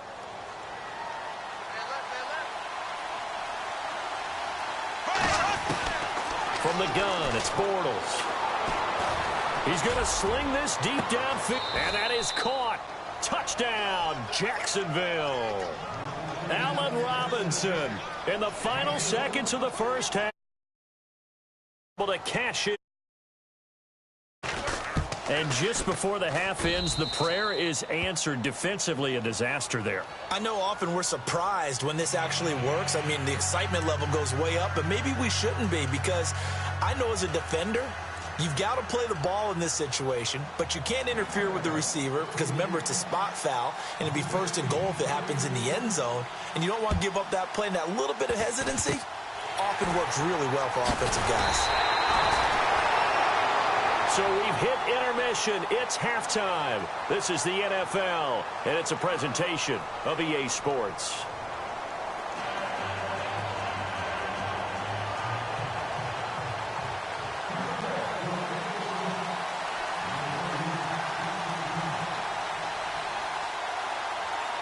Both teams appear ready for the fight ahead, and we resume action here in quarter number 3. Here's Corey Grant now to return. And not a bad return here. He gets it out to the 25-yard line.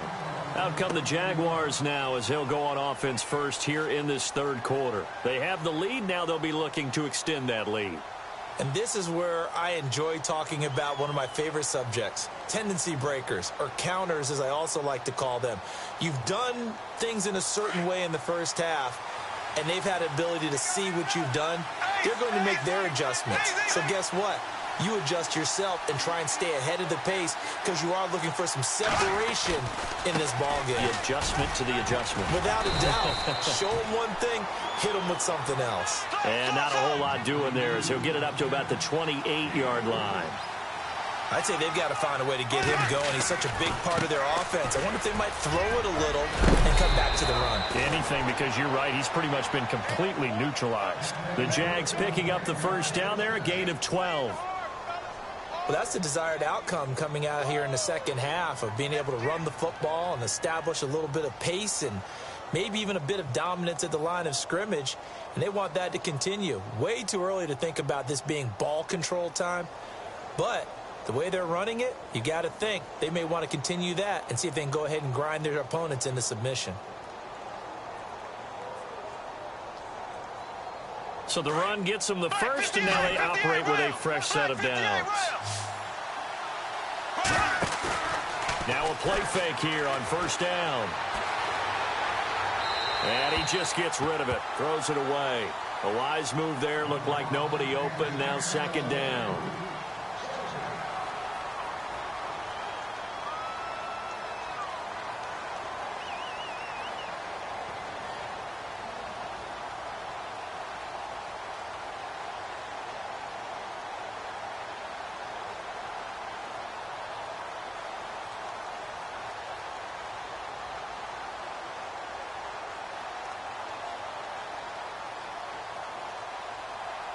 Second down here after the incomplete pass. Working from the gun, it's Bortles. A throw left side, complete to his receiver, Westbrook. A very solid gain of 27. Brandon, so many times we see the crossing route start as a quick hitter, but in this play, he had time in the pocket and waited for him to clear going across.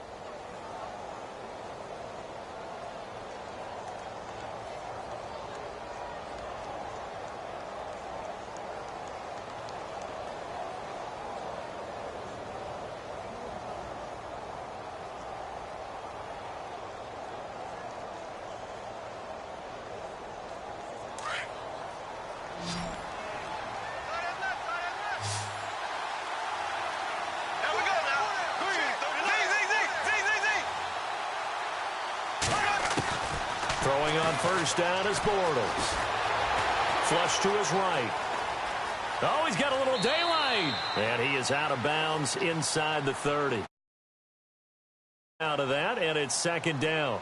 Okay, he's not going to get the first down, but this is still a nice job of buying some time and then running to get to the sideline and get out of bounds and avoid the big hit.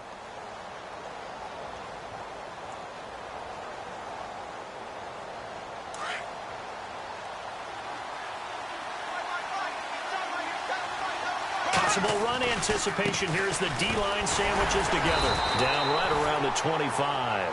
Only a yard on the pickup there, and it'll bring up a third down. So many times we look at a short run and we praise the offense for trying to set the tempo and establish things, but the defensive guys, hey, they just won the battle there. It wasn't a big run given up. They don't always have to absorb the body blows. Sometimes they dish them out themselves. A pickup of 5 that time and a first down.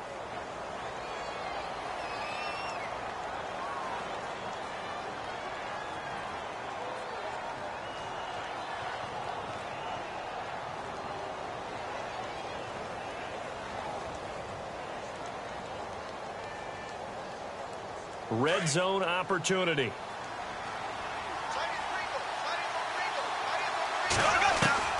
Into the red zone, it's Bortles. He's got it. And he takes it in. Touchdown, Jacksonville. Allen Robinson.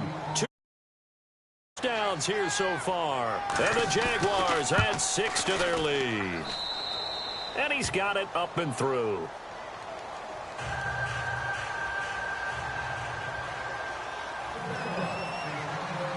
Here's Lambeau out to kick this one away. And no return on this one as the fair catch is signaled for and taken. Here comes the Buccaneers offense. They get their first reps of the second half. They trail offense, first time to touch the ball in quarter 3, and we'll see what they can do. And I can't wait to see what they have planned, because some teams script to start a half. Other teams just go, okay, these are the sequence of plays we want to run. These things worked well for us. And sometimes they throw in that big chunk play right away. Shocker. Try and get after them early and try and create a big play to give themselves some momentum. See what they have up their sleeve. A really good pickup of 28 yards. And that was a heck of a shot right there by Jameis Winston. Boy, he has a superior right arm, doesn't he? You saw him play baseball. Yeah, he's actually a switch hitter in baseball. Outfielder, and then, of course, a very hard-throwing pitcher. That's translated well in the National Football League. That it has. When he has to make that throw on the line, he's got plenty of arm to do it. And now whistles and a flag, and I think we got a jump here. So a jump there defensively. And it's a killer. Watch the football. Don't move across the line of scrimmage until the ball moves.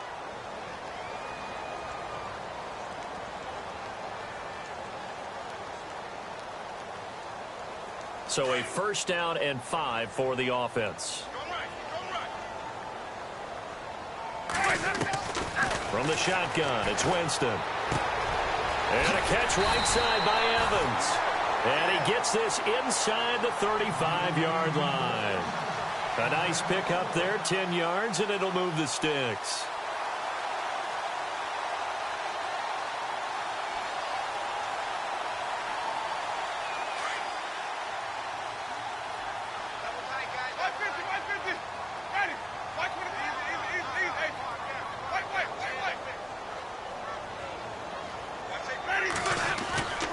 Now a play fake to Martin. Here's Winston. Goes underneath to Martin. And he'll be a little shy of the 25 here at the 26-yard line. Give him 7 on the play, and that'll make this a second down.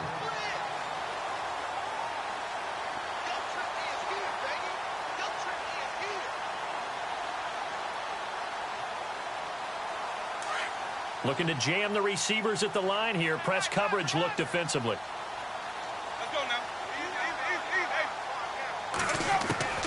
Jameis again.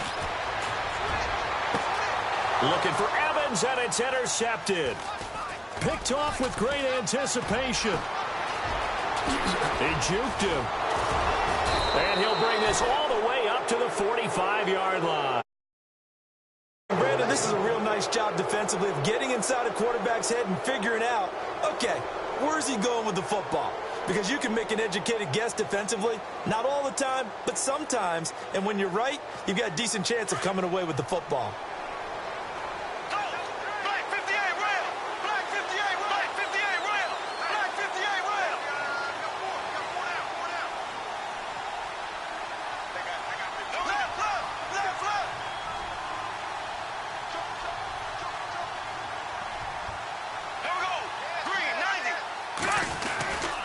Trying to get the run game going. This is Fournette. And a minimal gain here as he's up to about the 47-yard line. 2 yards on the carry there. It'll be second down. And third quarter here, you've got the lead. This is where that strong run game can really benefit you. Stayed in bounds there, kept the clock going. I like all the points you just made there. And if you throw the football and it's incomplete, now you stop the clock and you've helped out the guys on the other side of the ball. So keep it in the hands of those runners. Keep moving it. Keep grinding clock. Back now in Tampa. It's Jaguar football here, and they'll look to extend their lead as we begin quarter number 4.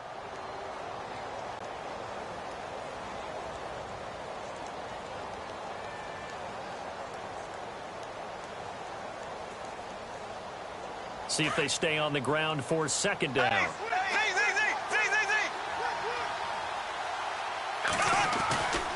Again, it's Fournette. And he's got room. Fournette, a first down, still going. A big chunk on the ground there, 27 yards. It's our business to analyze what we saw out there. And on that play, I saw a defense staying in base, not taking a chance, not blitzing in a situation where they absolutely need the football back. That's either a case of overthinking it or not thinking it through. If you do blitz, do you have to be careful about where you're coming from, or are you just coming from all angles? You have to be careful about where you're coming from, obviously, but at this stage, you have to take a few chances as well. Fournette on the counter. And he's going to take this one down to about the 23-yard line. A gain of 3, second down. Offensively with the lead, you want to run the ball, keep the clock going, but you also want to still kind of be in attack mode too, right? So how do you do that and not come back on your heels? Yeah, think about all the practices we've watched where they have that tempo period to go over things just like this, where they describe the scenario, tell you what they're looking for, and make sure that they're still attacking, yet at the same time not going so fast as to leave too much time on the clock.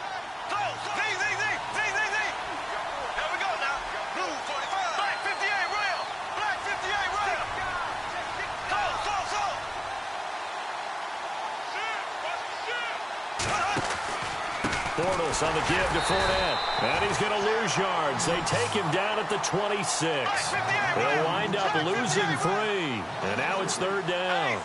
Brandon, it's clearly a running situation when you're up in the 4th quarter. They're going to have to stack the box and make it difficult for them to move the ball. Made it very difficult. And he's got his big receiver, Robinson.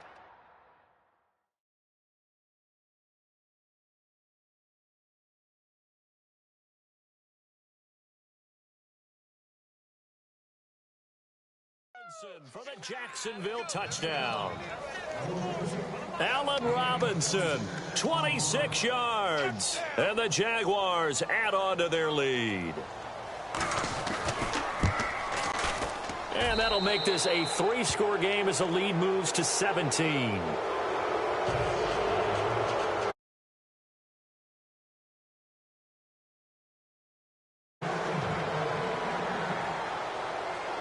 Here's Lambeau out to kick this one away. That's fielded in the end zone. And he'll probably wish he'd reconsidered here. It will cost him 10 yards as he's down at the 15. In this position, trying to get back into the game, teams are looking for a spark from their special teams. That's not what they got, though. They got a setback, and they have a long field to cover if they want to try and put points on the board.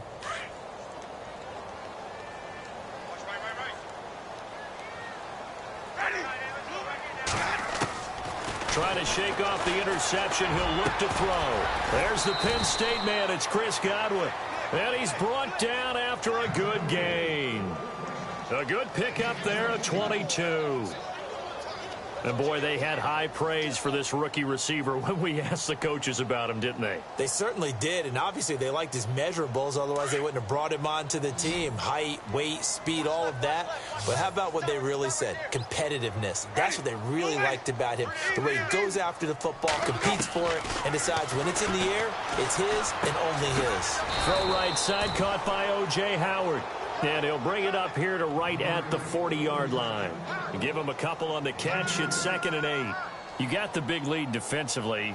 Willing to give him that underneath stuff, right? And this is why you work on your tackling. Tackle them after the catch, inbounds, keep the clock running. Just let him bleed the game out that way. Winston now. And he whips that one incomplete there. Another wayward pass. You know, things started out poorly in this game, and to be frank, they just really haven't gotten much better. And all that does is embolden a secondary. They feel good about what's going on, and they just play better and better. On 3rd down, Winston. He finds Humphries. And he gets this one across midfield for the first down to the 46. Winston and Humphries connecting there for a Tampa Bay first down. The play fake to Sims. Now Winston. And no escaping this time as he'll go down. They got him for a sack. Calais Campbell in there to drop him, and it'll be a loss of about 8.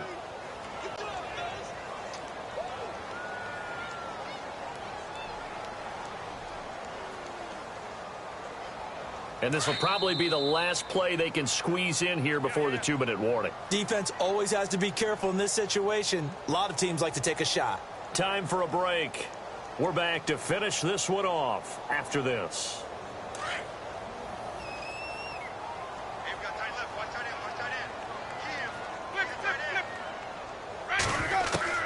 Second down, Winston. He's going to let it fly. And both guys were there, but it falls incomplete. Got to be wary of throwing an interception here because the defense knows they're going to get tested deep. That's why they're going to put a couple of extra guys back there to try and prevent that. Yeah, late in the 4th quarter here, trying to preserve the lead. The Bucs on 3rd down. They've been okay, 2 for 3 thus far. This will be a tough 3rd and 18. Working out of the gun, Winston. He rifles one that's intercepted. Picked off by Tashawn Gibson. And his guys will take over at the 25-yard line. Well, this defensive pressure has been constant all game long. The pass rush, the coverage, they've all been excellent, and now they'll tack on an interception here as this one continues to slip just further and further out of hand.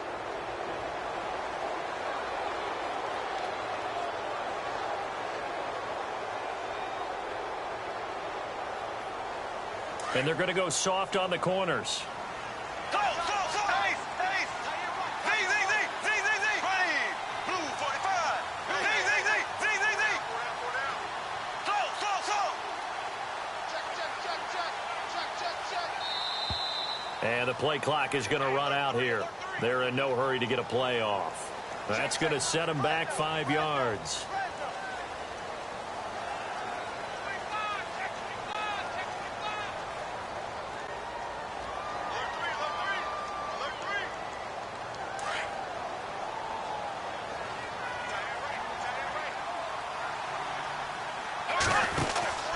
Now a handoff here to his running back. And they're able to get this one across the 35. A big one there for the Jags. 18 yards, first down. Well, I'd say that run's pretty emblematic of what we've seen all day long. No matter what they've done on offense, this offensive line has controlled the line of scrimmage, given them time to throw it, run it, do whatever they wanted. That's why there are points up on the board. And right now, the psyche of the offense, we're in control, and we can do whatever we feel like doing out here on the field.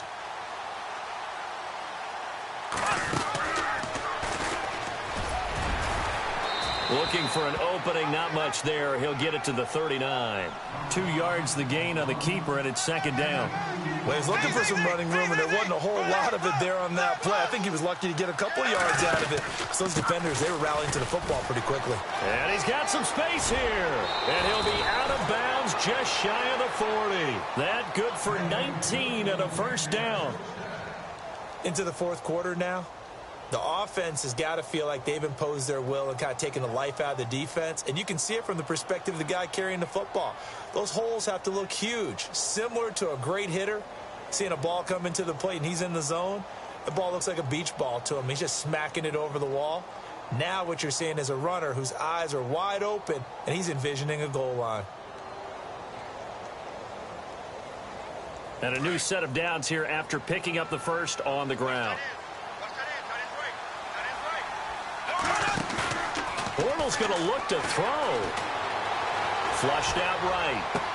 And he'll go out of bounds after taking it a little further down inside the 40. A gain of 4 on the play, and it'll bring up a second down. Was that a receiver? Yeah, actually it was. It was a running back who was a receiver on the play. I think he's been spending time in the receiver drills getting his feet down. Well, those guys out of the backfield, they got to be good, agile with their feet. He showed the agility there with a toe tap. No doubt about it. It's like he'd run to ballet school. Got the toes down and stayed in bounds. They'll lose a yard, and it brings up third. I'm no offensive mastermind, but of all the guys on the field to block, you might want to stop him. Look, I've got a very simple rule. An unblocked defender is usually your best defender, and he ended up making the play there.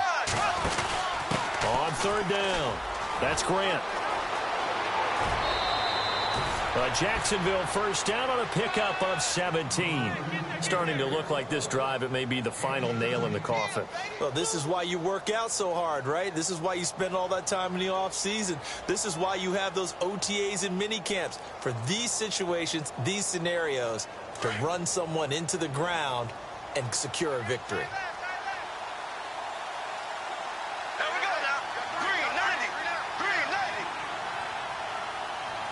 In motion is Strong.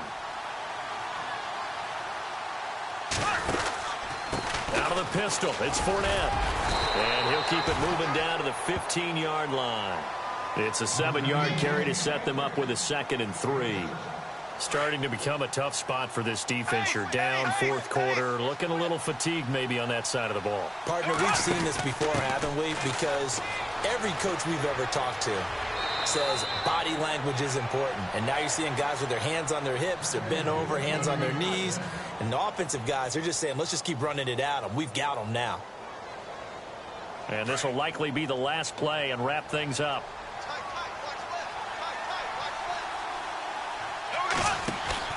Bortles going to throw here. this one incomplete. Well, apparently taking a knee is not in vogue. They're not